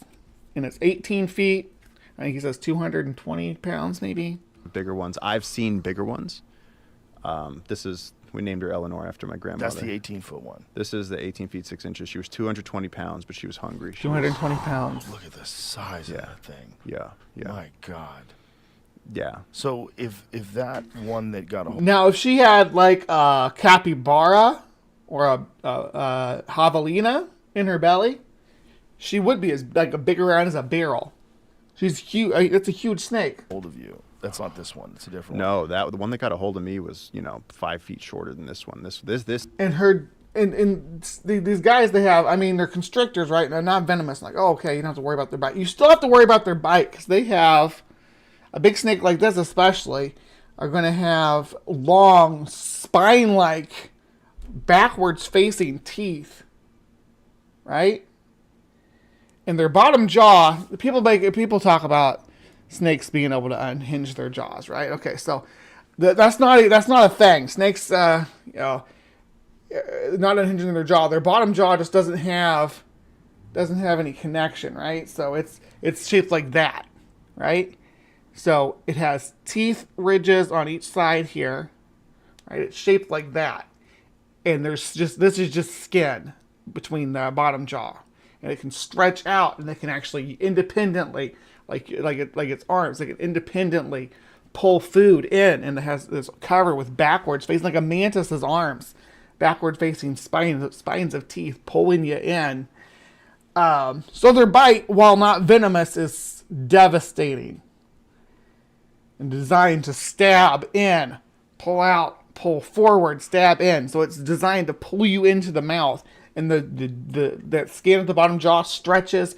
The skin at the sides here stretch. The top of it has as many bones as like the top of your hands to be able to, with the top teeth, to be able to basically do this with the top part of the mouth. So the bottom part of the mouth is this with raptorial arms, and the top part of the mouth is this with mobile sort of shifting lips with multiple lines of bones that are pulled by the muscles in the back of the head. Look, and you can see how big their heads are. I'm sorry I'm getting all excited about this. I get so excited about talking about giant animals and giant snakes and explaining how their anatomy works. Because people don't, snakes unhinge their jaws. No, they don't. They have basically 3 jaws. They have the top one, which is like this, and 2 bottom ones, which are like upside down mantis arms pulling food in. It's amazing. This thing is a dragon. This thing is like the Kraken. There's no way. No, how big do they get? That's JJ, by the way. I keep talking about. Okay, so here's my measurement. And actually, somebody recently sent me a video of you and Forrest Galante. Yeah. Talking about this, about how big can an anaconda get. Me and JJ were out on this place called the Floating Forest one night, and I was thinking about getting on the cover of National Geographic. I want him to take me to the floating forest, and then we can go back to the treehouse and look at the monkeys. Why can't this be what I do for my vacation? Graphic. I was thinking about getting attention at that time. Right. And but we had gone deeper down the Amazon rabbit hole than anyone had ever gone. We found this place, the Floating Forest, where you're walking on rafts of floating grass, and you're walking past treetops. So there's a forest underneath the lake, but you're walking on the surface of it. And the anacondas love it. Wow. Because they can sit on these grassy islands, and if anything comes, the whole thing is like a giant. And it's kind of like a cypress swamp, right? And there's water plants, water lilies, and stuff, just stacks of them among branches, because the types of trees that grow in this Amazon basin will have a level that's actually at level with the water, or during the flooded season, it's at level with the water line. that have, you know, actual branches too. So you're walking on branches at water level. Really cool. Tympanic membrane. As soon as something takes a step, they're like threat, and they go down.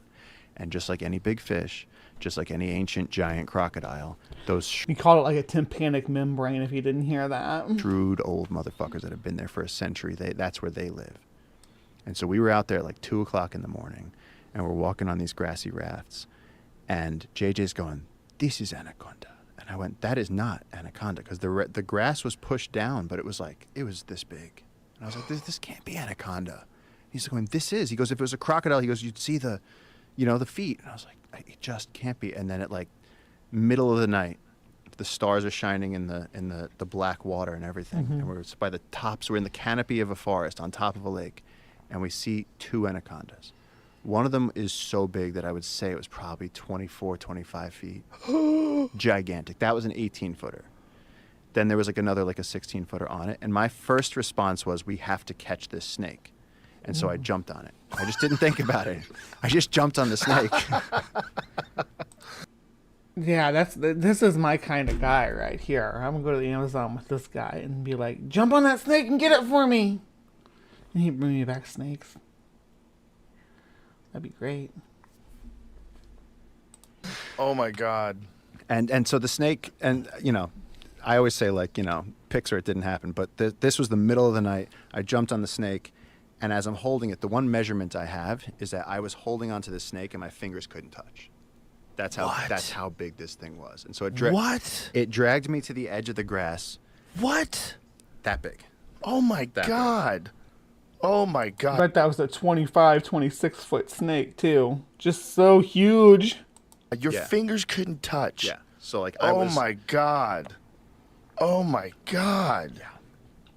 Dude, that's so big. It's so fucking big. And people said, "Oh, did it eat something?" And it's like, no, that was how big the snake was. And I know, because when she got to the edge of the grass, I dipped in head first. And this snake could have turned around and just eaten me. She didn't. Her head was like bigger than a Rottweiler. It's bigger than Marshall's. Oh my God. But she dove into the water. Her idea is just escape, you know, stay alive. So she goes. Now the snake, the giant anaconda that I've seen and been familiar with, there's only one I've ever seen in person. You know, as far as snakes have personhood, but is the one that lives in the St. Louis Zoo, and its head is about that big. So its head is, if I had to compare, it's not as big as a Rottweiler's, I wouldn't say, but it definitely is as big as a large dog's head. Probably as big as a German Shepherd's head for sure. Was down, and my face poked into the water, and I was like, "Fuck that!" You know, you look straight down into hell down there. And I was sitting there holding onto the grass with this giant anaconda rushing by me, you know, 25 feet of anaconda slithering past me. And I put my hand on her. And as she went by, my hand eventually went, and then her tail slipped by me. And I was just alone in the dark in the Amazon. And I'd just seen this dragon. And then I turned around and went, "What the fuck happened to JJ?" And JJ's just standing there, and he turned completely white. He's a ghost, yeah, I bet. He was like... I bet he was a ghost. Man, seeing that big of a snake. Oh my God. That'd be so cool. Take me to the Amazon. And I was like, "You could have helped." I was like, "You could have helped, man." So can you just help me out here? Yeah. So the treetops, essentially there's water under the treetops. So you're walking on the treetops. Yeah. So how deep is the water below you? Like 30, 40 feet. So you're essentially walking on grassy islands, floating vegetation. Is it like in this video? Is so it yes, the same similar terrain? So yes, and thank you for not playing the sound on this, but yeah, it's basically exactly like this. See those islands over there? Good. Yeah. I want to see floating grass. I want to see the big this is probably during the day though. He said that happened in the middle of the night. So this is probably a smaller one. So this is actually how we caught the big one. You know, everyone starts. JC, you see JJ. JJ has unlocked everything. JJ's like, "There's an anaconda. There's an anaconda." Nobody else saw it. And then I'm the only person that's willing to fuck with the head. And so they get the boats.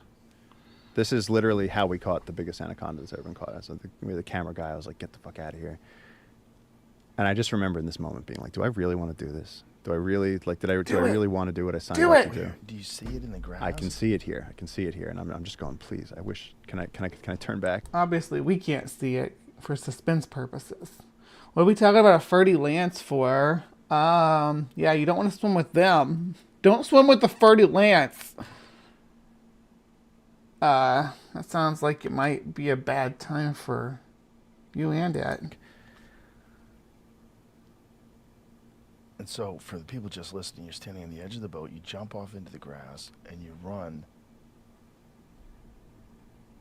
And thankfully, I have a good GoPro on. Yep. And then you see, there's my team. Boom, boom, boom. Everybody jumping in. So we had all these people that have all handled big snakes before coming in. I bet. And see, I don't have the head. We didn't have the head. JJ had the tail. JJ got the tail. This guy Jonas had the tail. Mosin had the tail. Lee had the tail. Everybody's holding onto the snake. We're using the boat to keep ourselves up. And then I got the head. Whoa. And then as soon as I get the head, oh damn! I know I'm gonna get wrapped again. Oh my god! I mean, this is like, look at it. This is like. And this is the 18 Oh, footer? look at that. Yeah, this is the 18 footer. Look how massive that snake is. Oh, you can't see the video. Sorry. Let me pull it back up. Holy crap. Yeah, at least they said, hey, this is for people who can't see. they had a descriptor, but let me pull that back up. Okay. So here he's jumping into the water on the snake. Yeah. GoPro on? Yep. And then you see, there's my team. Boom, boom, boom. Everybody jumping in. So we had all these people that have all handled big snakes before coming in. And see, I don't have the head. We didn't have the head. JJ had the tail.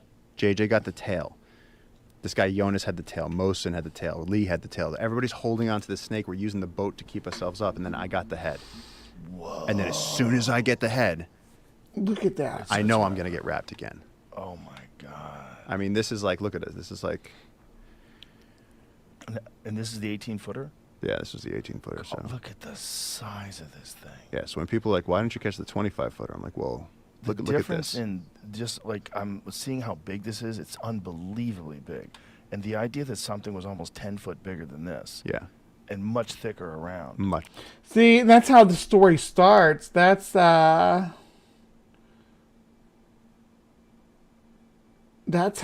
the story, the exaggeration starts. Hear what Joe just did there. It's a good example of how tall tales get taller.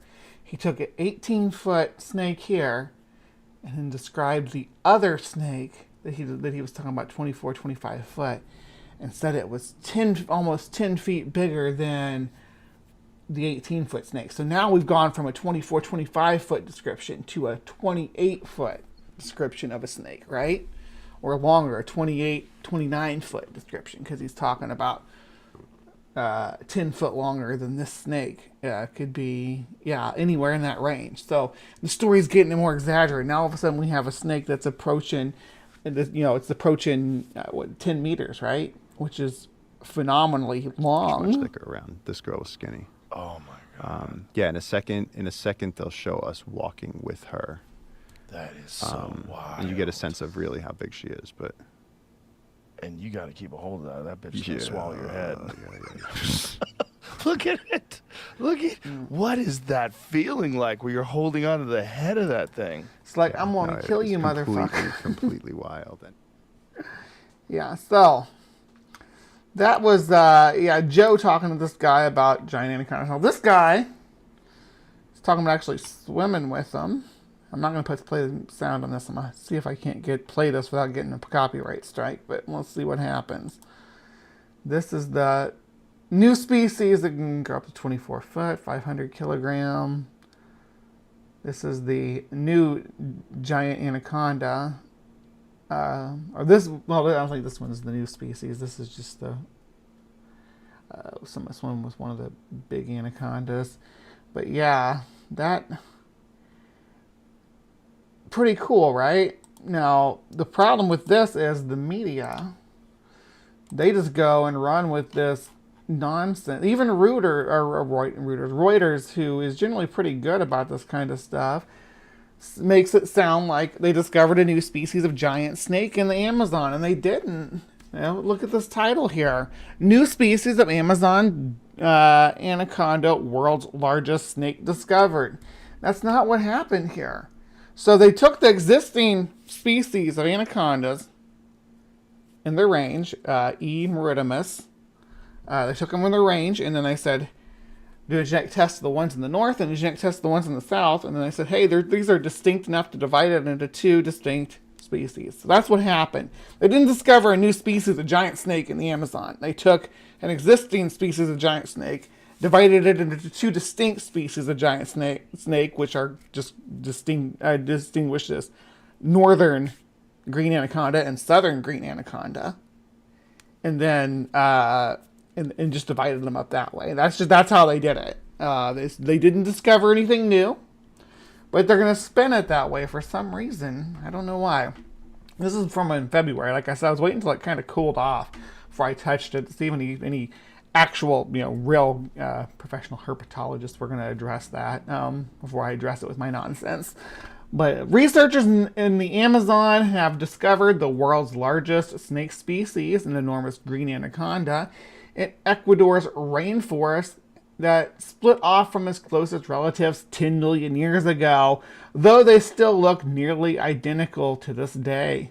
A video shared online shows the scale of these 20-foot long, 6.1 meter reptiles as one of the researchers, Dutch biologist Freek Vonk, swims alongside a 200 kilo specimen. 440. No, that's way too big. That's not realistic. That is not. And Dr. Vonk is usually pretty on. They probably didn't quote him directly. It's just somebody said about that video. But that video is not a 400-pound snake. That's probably close to the same size of the one that they just showed on Joe Rogan. Probably 200. Could be up to 250, maybe a bit heavier than the one that they showed that looked a little hungry on the Joe Rogan Experience just a moment ago.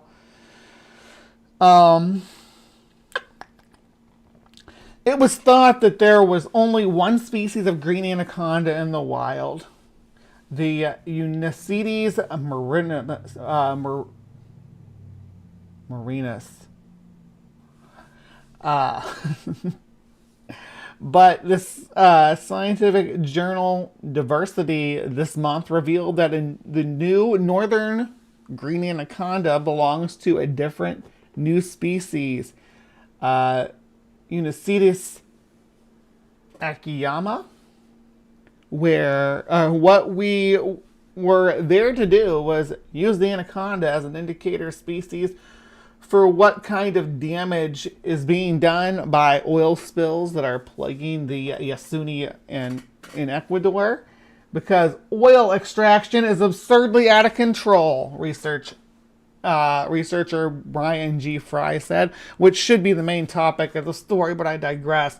Yes, we are destroying these ancient environments, these primeval environments, but drill, baby, drill is the message that we get from our leadership. And that's across the globe.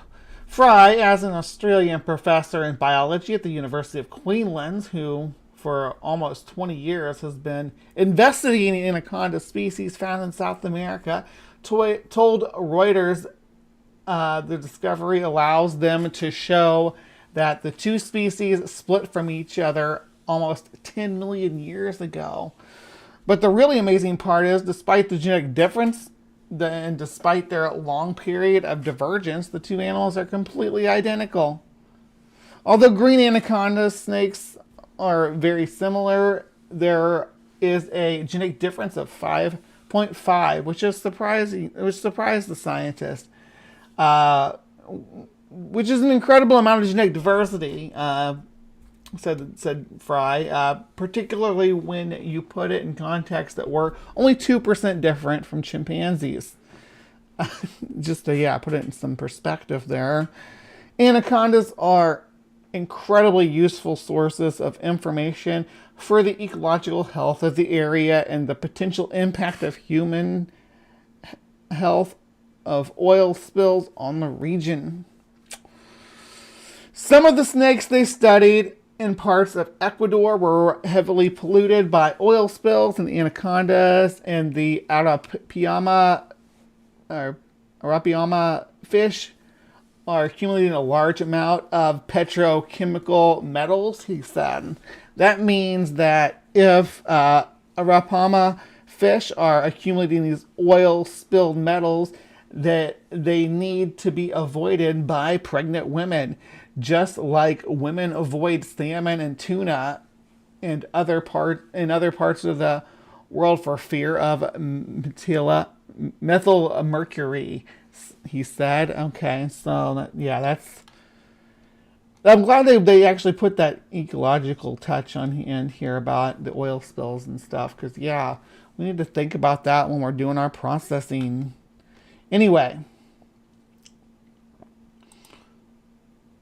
yeah, I think that wraps this section up.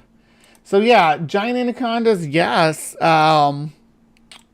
33-foot anacondas, no, for right now. As far as I know. 25 foot. I believe him when he says he's jumped on one bigger than an 18-foot one. I think he's probably handled enough snakes that I believe a 25-foot anaconda has definitely crawled out of the woodwork for him. And 220 pounds, totally reasonable. I'm here for that. That's a reasonable sized snake, and I think that that was presented well. But a 60-foot anaconda, ridiculous. A 45-foot anaconda, ridiculous. Not in modern day. We don't get snakes that big. Just there's just no ecological niche available for something that big today. But what do you think? I mean, if you believe that there's a anaconda out there that's over 30 feet, over 10 meters, explain to me why. Give me your example in the comments down below. And as always, please remember to be kind, take care, and we'll see you next time.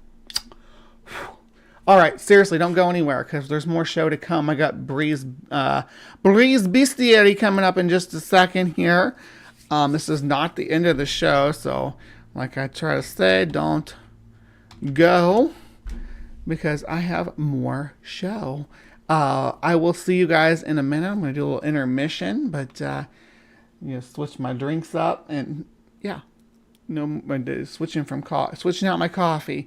I'll see you guys in just a second. On this episode of God Made What?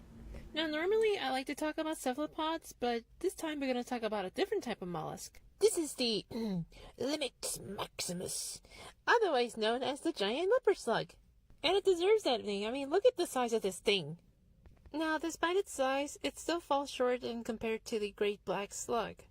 And I wanted to bring up these creatures because they're not only hermaphrodites, but also because of their mating ritual.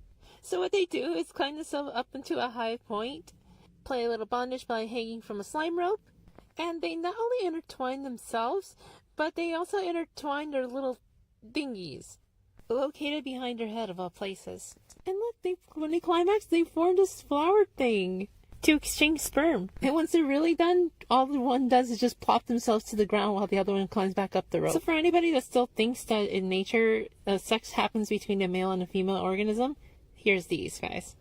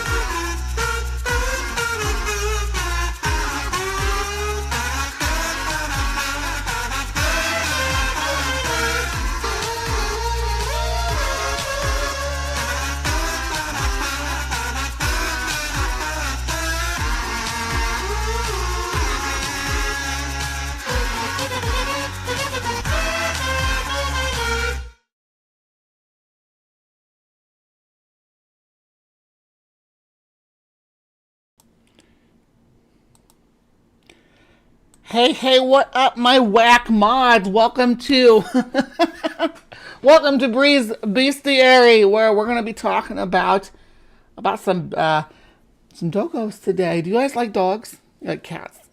Do you like Breeze Bestiary? Because I talk about all those kind of things and creepy crawlies and stuff too. Whatever animal tickles my fancy that week, I'm gonna talk about. Whatever I've been thinking about, whatever's been on my mind. I like things like domestication and unique coloration and morphs and blends and what humans do, what islands do to different animals. I like talking about ecology, whether it's artificial or natural selection that brings about the peculiar animals of the world. I like to dive into it. And today we're looking at, like I said, dogs. I love dogs. I love dingoes. Do you like dingoes? Dingoes are a dog. Probably dingoes are maybe most famous for the symbiotic eating babies, I guess, to the American audience. But they're not like baby specialists or anything. Dingoes do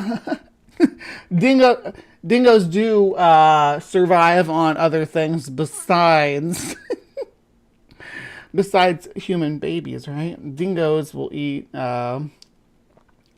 most of Australia's large herbivores. They're the top predator. They dominate the scene as far as the hunting on land goes. Nothing is surpassing a dingo, which is the size of a large or medium to large dog, depending on which region you're in. Their closest relatives are another species of or subspecies. We'll talk about that in a minute. Of Canis lupus dingo, of Canis lupus. It's called the New Guinea singing dog or non-barking dog. Yeah, they're not bad looking. I'm not gonna lie. Yeah, Aborigine guys were like cut. Look at these abs. Look at these abs on these guys.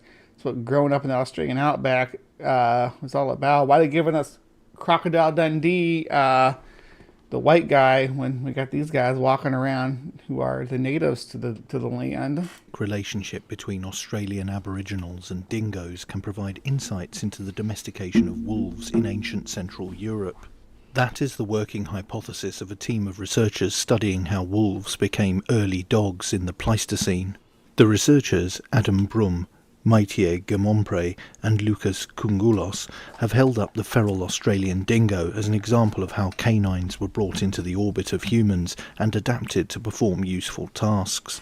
Human hunter-gatherer populations in late Pleistocene Eurasia routinely raided wild wolf dens for pre-weaned pups, which were socialized to humans and kept in camp as tamed companions, the authors of a new study entitled The Human-Initiated Model of Wolf Domestication, an expansion based on human-dingo relations in Aboriginal Australia. So there's basically what we're learning here is there's always been people like me in the society who want to go squeeze the baby monsters because they're so cute. So cute little baby dingo. I want to squeeze you and touch your cute little boopy nose. Australia found. The paper, published in the journal Frontiers in Psychology, outlines a model in which captive wolf pups that reverted to the wild to breed when they were sexually mature established their territories in the vicinity of foraging communities in a liminal ecological zone between humans and truly wild-living wolves. Many or most of the wolf pups humans took from the wilderness to rear in camp may have derived from these liminal dens, where the breeding pairs have been under indirect human selection for tameness over many generations.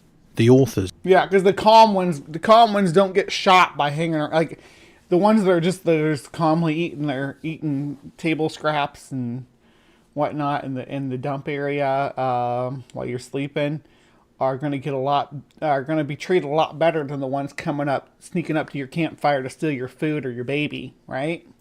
Dingoes never learned that.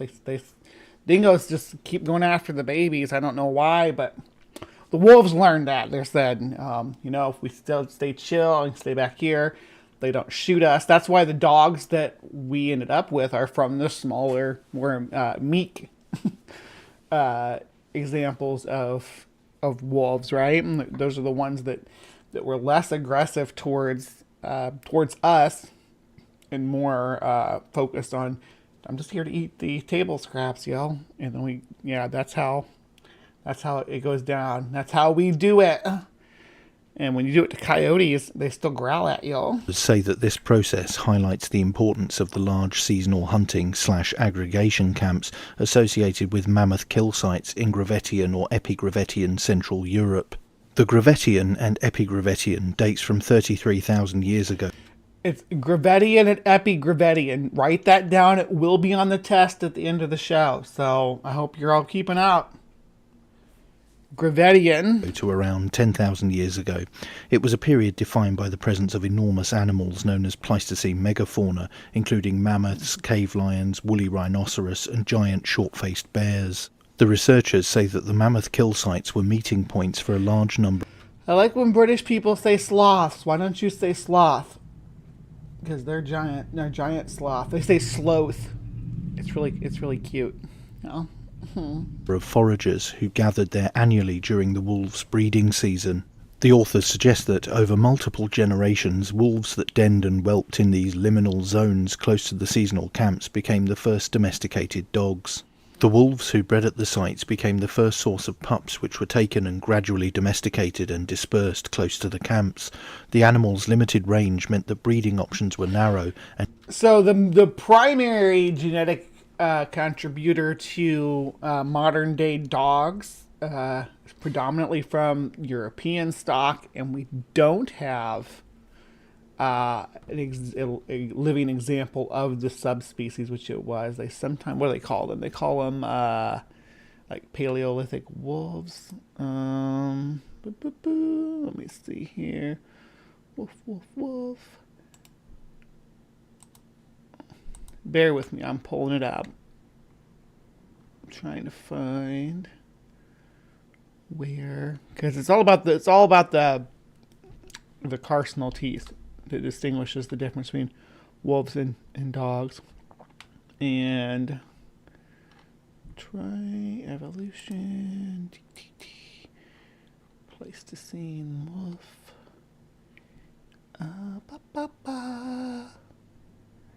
Canis imbrosti. And dire wolves. That's not what I wanted. Anyway, I'll get back to that later.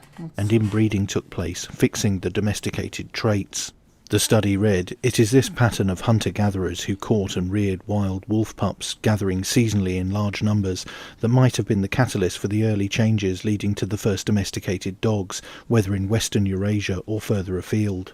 It added, "It is reasoned that late Pleistocene women and children are likely to have played a central role in hand-raising young adopted wolves and other juvenile animals taken from the wild." At the time... See, Sumami, you're just fulfilling your natural role by taking in critters and rearing them. That's just your natural role in society.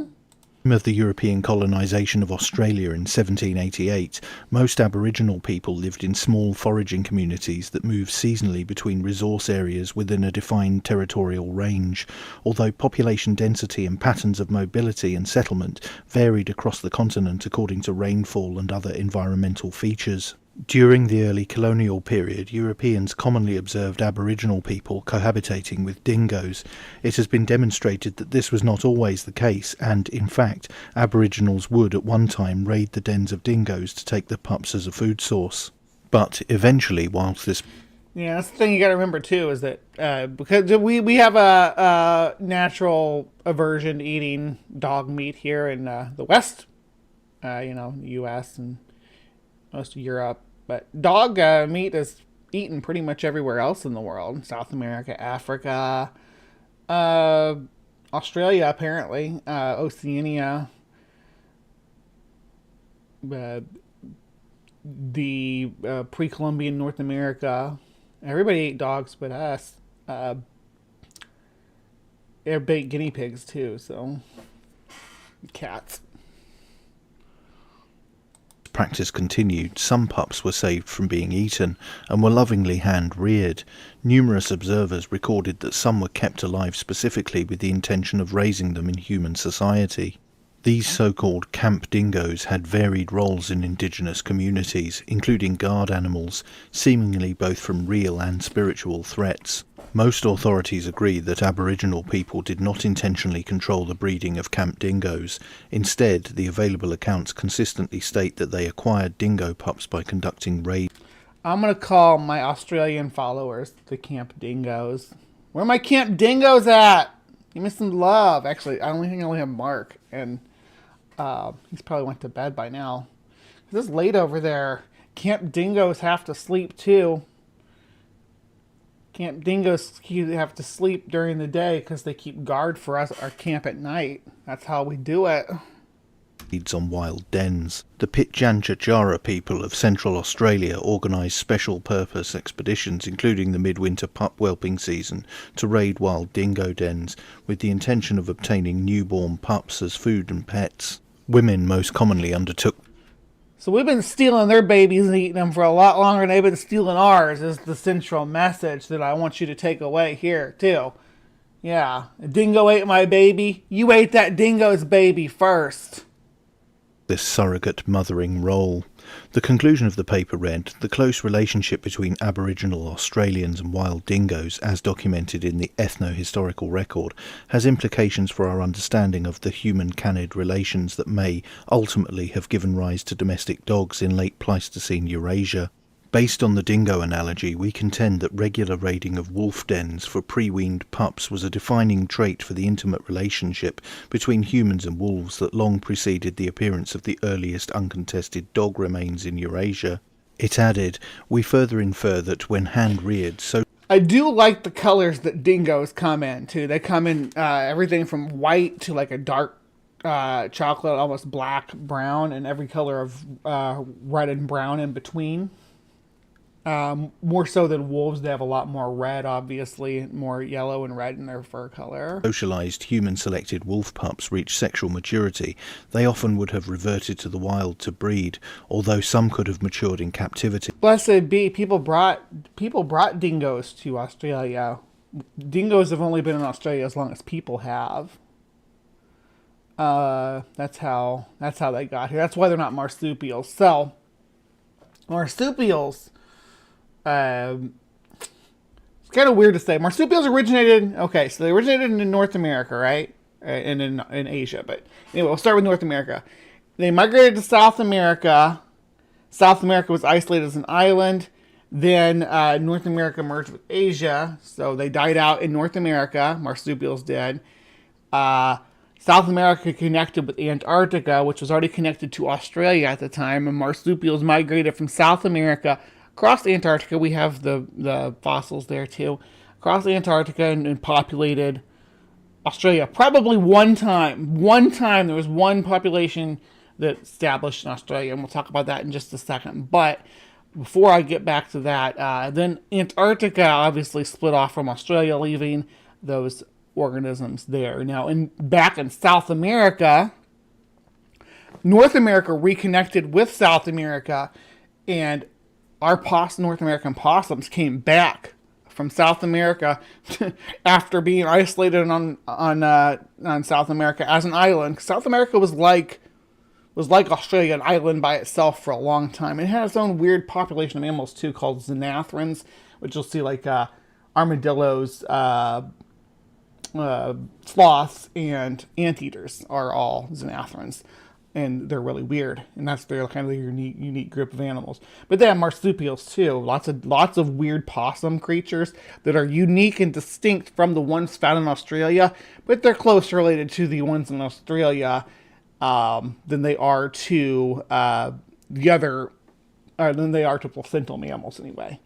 That is to say, they share a common ancestor at one point in time. Now, back in Australia, we know that everybody that's in Australia, all the animals that are in Australia have a common ancestor, and we kind of have a timestamp of when it happened. There aren't very many placental mammals that did get established in Australia before it became isolated. So they kind of had their free run for all the mammal niches, except for some of the aquatic, it's definitely not any marine characteristics, but no aquatic, marine animals like or marine mammals like otters or shrews or anything like that. So they actually they couldn't fill that niche, so it was filled by platypi or platypuses. Anyway, so that is how they became isolated now. And then when the Aboriginal people first came to Australia, I believe the current time frame is between 60 and 45,000 years ago. They brought their domestic dogs with them. Now, their domestic dogs would later become the dingoes, and their ancestors were in New Guinea, which we can also trace through the New Guinea singing dog, which is a species from New Guinea as well. It's pretty much extinct in the wild. We're going to look at him in a second, but let's finish this video up first. The dispersing socialized wolves commonly formed mated pairs with each other, but sometimes with wild Pleistocene wolves. The former would have most commonly established their territory in a liminal zone situated between human settlement sites and the environment inhabited by strictly wild-living wolves, which had a natural fear of humans and actively avoided them. Consequently, the socialized canids often denned and whelped in the liminal zone close to human campsites, and hence each new generation of wild-born pups humans took from dens located close to their camps would include some or many of the offspring of human-selected canids. So what do you think of the study? Could the Aboriginal dingo relationship be seen as a model for how Pleistocene humans domesticated wolves? Let me know in the comments below, and don't forget to like, share, and most importantly subscribe. And you can also... Yeah, do that to my channel too, but you can like and subscribe to this channel. It was alright. This is Hidden History. I'm going to subscribe because I liked this. Give me a good thumbs up.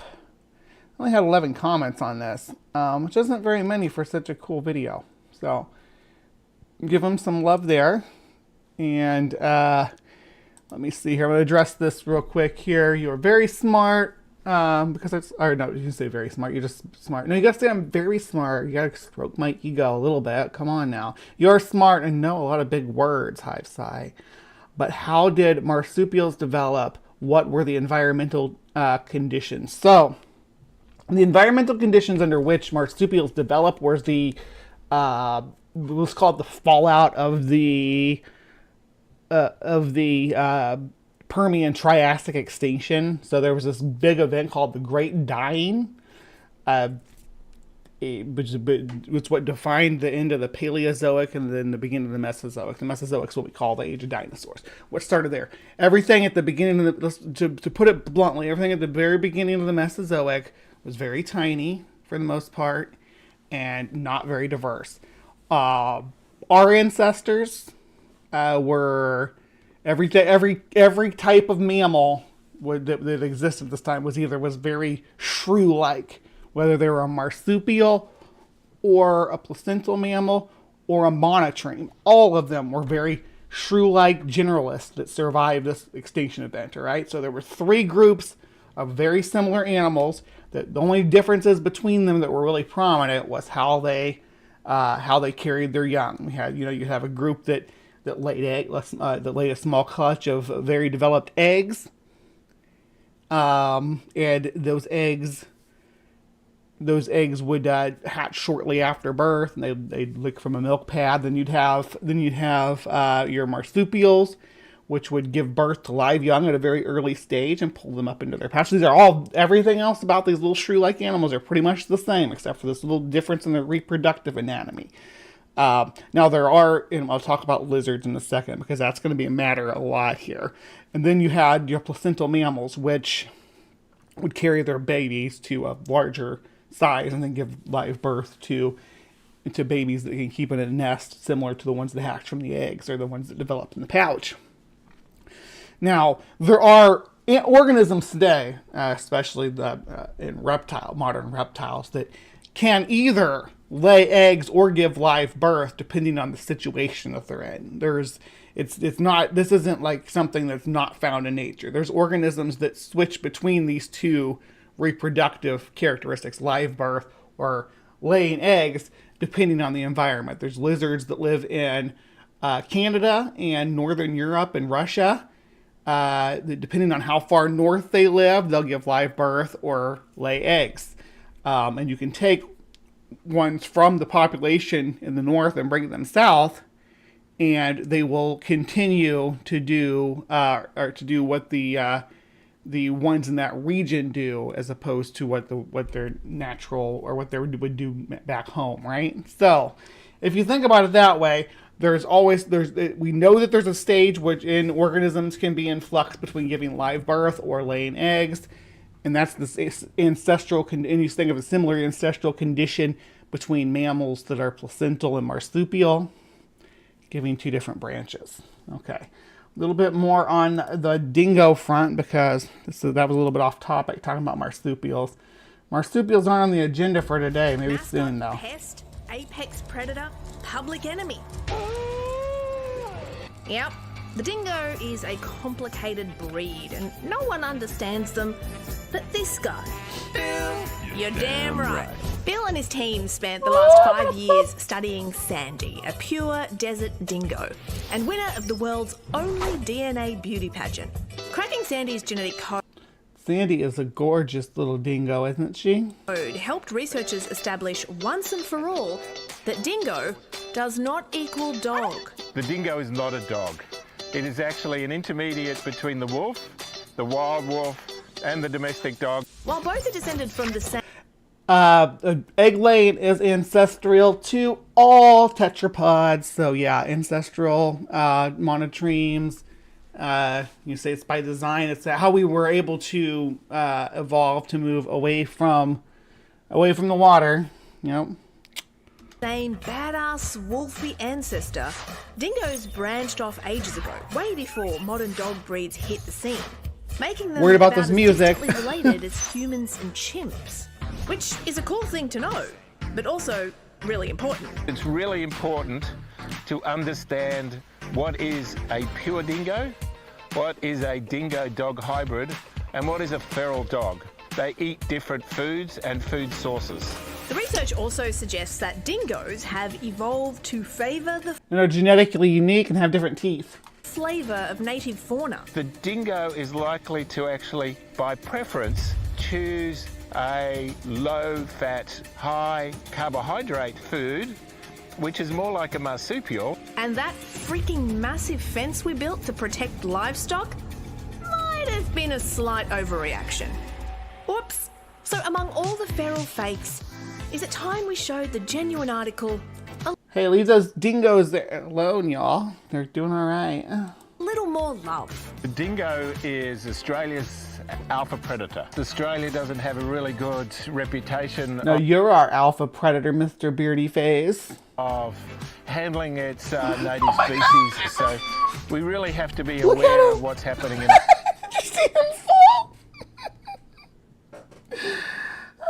our own backyard. It's like being on Ancestry.com, isn't it? Also, you're 5% koala. I can't wait to find that out. What that was the bit that you got more though. Hold on. Because these people have the New Guinea singing dogs I was talking about. Yay! We'll check them out. Is this going to be... Yeah, here we go. Well, she introduces them first. Because she talks about their foxes and stuff for a minute. Which are really cute, but we're here to talk about the singers. So we got these guys. These guys are extremely rare. There are only 250 New Guinea singing dogs in captivity in the world. And they don't know if they still exist in the wild. So they haven't been seen since the late 50s. There was people that went over and they were scientists went over and they were, doing research, and they found these dogs very high up in the mountain highlands, and they captured a couple of them and took them to the Taronga Zoo in Australia, and then from there, every singing dog that's left now came from 4 singing dogs that were brought over. These rare animals have a knack for holding a tune, even to an exact key.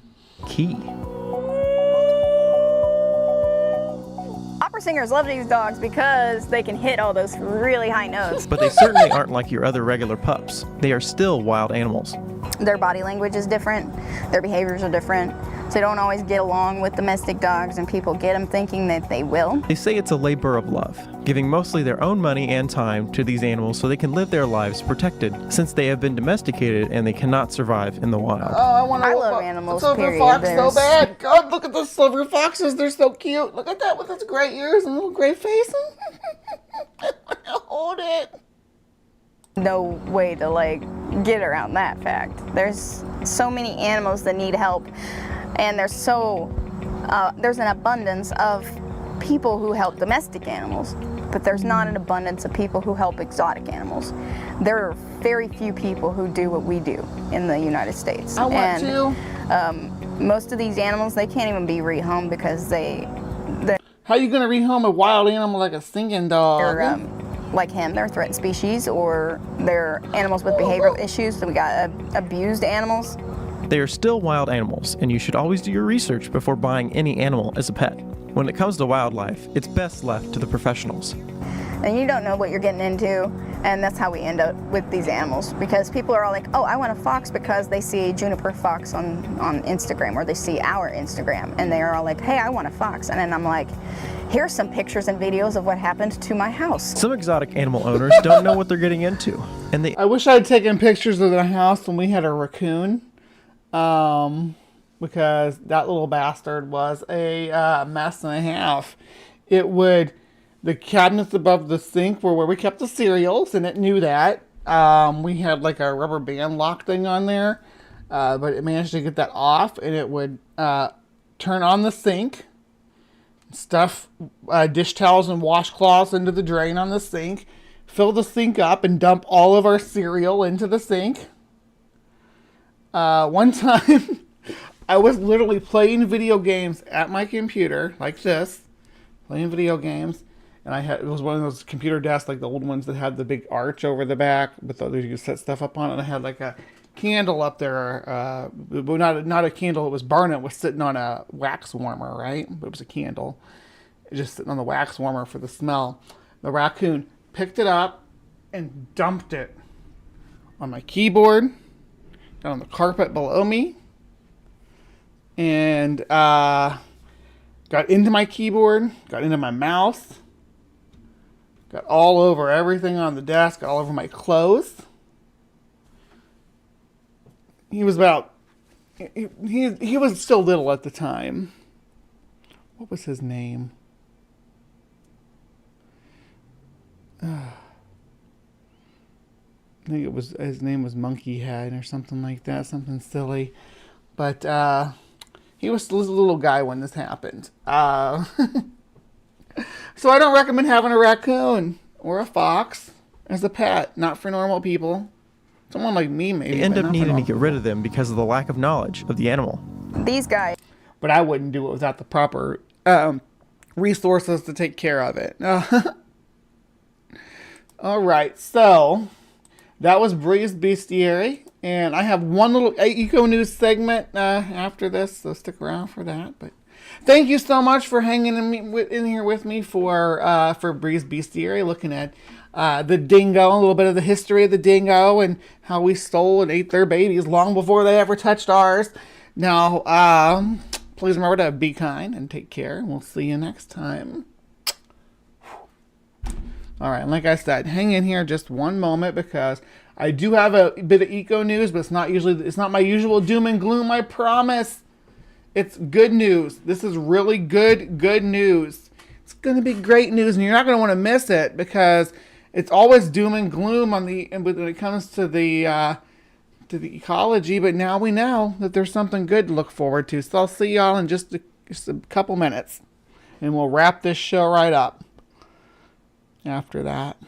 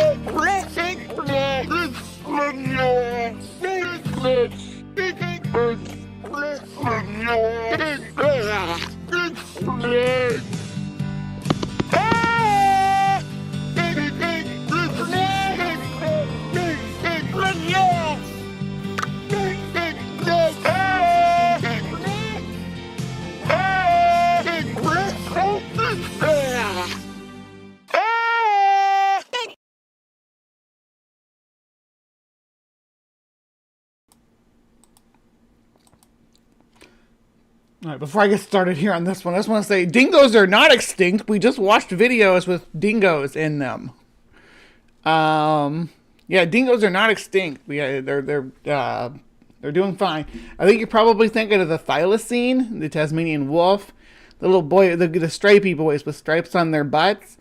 They are extinct as far as we know, but the dingoes are not. Dingoes are alive and well, and they still exist in Australia. The singing dogs are more rare. They only have like 3. They don't even know what the population is in the wild, but they only have like 3 breeding populations in captivity, 3 gene pools. Anyhow, let's get this show started here. I just want to... All right, so today on Eco News, I got some great news because...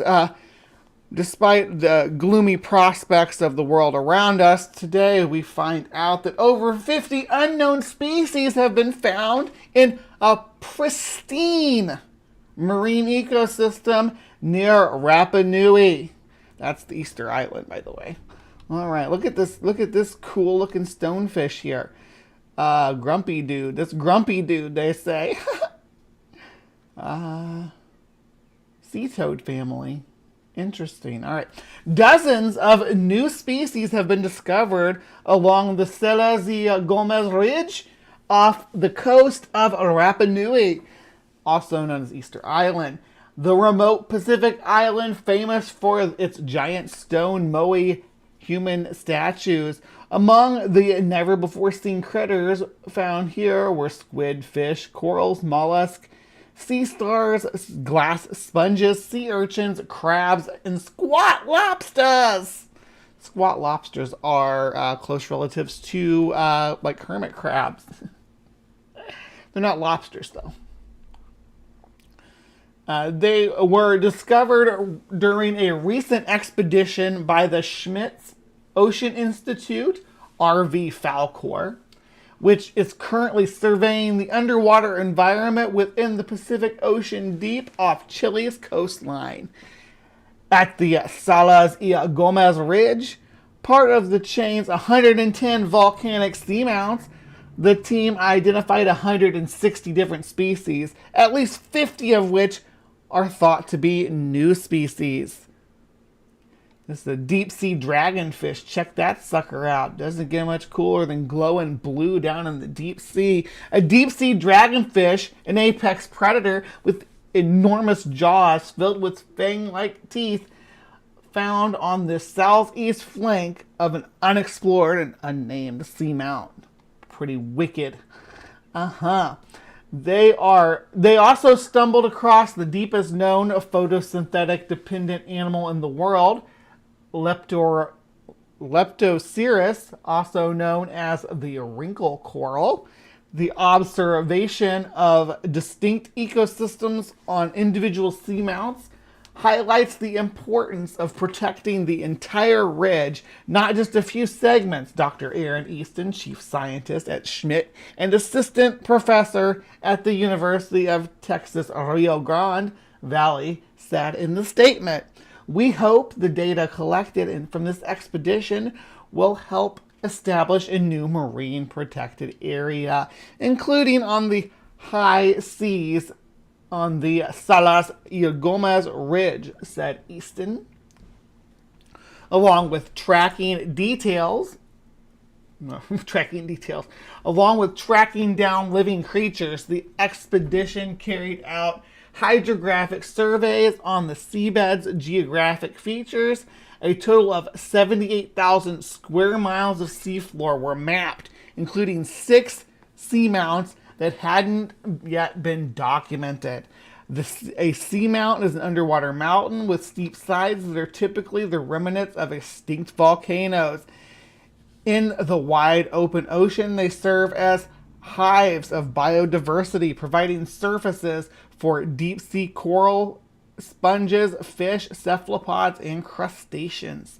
The seamounts, such as those found in the Sales y Gomez Ridge, also serve as a vital pit stop that supports the migration of marine creatures such as whales, sea turtles, swordfish, tuna, and sharks. This is the second expedition to the Sales y Gomez Ridge by the Schmidt Ocean Institute this year. Back in February of 2024, their first trip to the area revealed 100 new species, including coral, glass sponges, sea urchins, amphipods, and lobsters. The researchers described the ecosystem of the region as pristine, and now they have the evidence to showcase the unique biodiversity. They're hoping the region can get the protection it needs. The astonishing habitats of animals, communities that we have unveiled during these 2 expeditions constitutes a dramatic example of how little we know about this remote area, explained Dr. Javier Salinas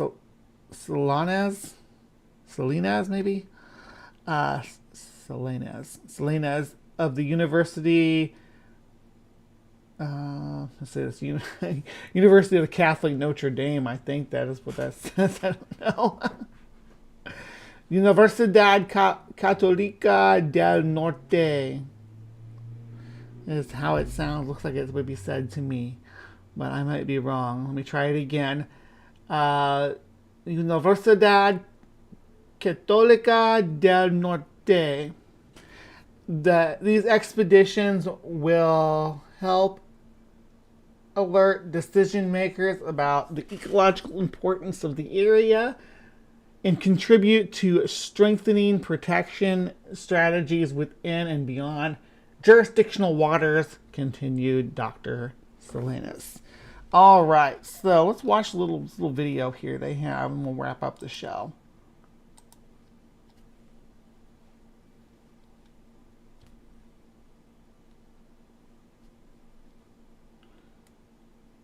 Probably for the best I don't have audio here, but we don't know if they're telling us what these are. We can't hear it.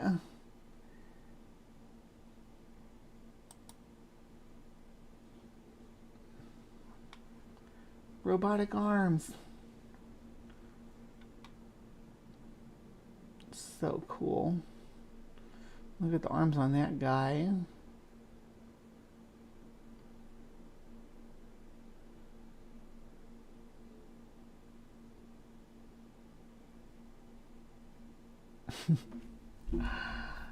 Wouldn't it be cool to be out there on the boat looking at that stuff? What is this? What is that? Oh my gosh!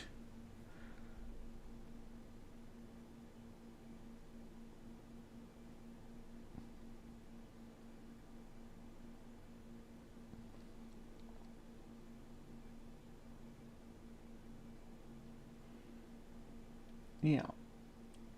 Nifty, nifty. I don't know if y'all are getting audio on this or not. I'm definitely not, though. So, like I said, there's just nothing to play. I don't know. Ooh, that's really cool. Look at that. Sharks. Brittle stars. Arboreal brittle stars. I don't think about arboreal stuff underwater, but yeah, brittle stars are like monkeys. They'll climb up in kelp forest too. Yeah. Anyhow, that is. I guess that's all I got for you today. A pretty concise little show. thank you so much for sticking in here with me. If you like what we're doing, please remember to hit that like and subscribe thing down there and hit the thumbs up. But if you've got questions or comments, you can put them in the questions or comments down below too. Other than that, please remember to be kind, take care, and we will see you next time.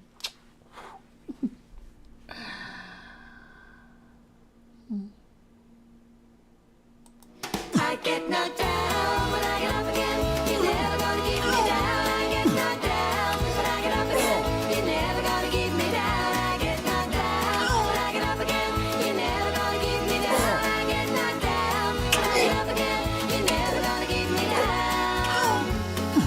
It's in the night away. He makes a whiskey drink, he makes a vodka drink, he makes a lager drink, he makes a cider drink. He sings songs that remind him of the good times, sings songs that remind him of the better times. Oh, Danny boy.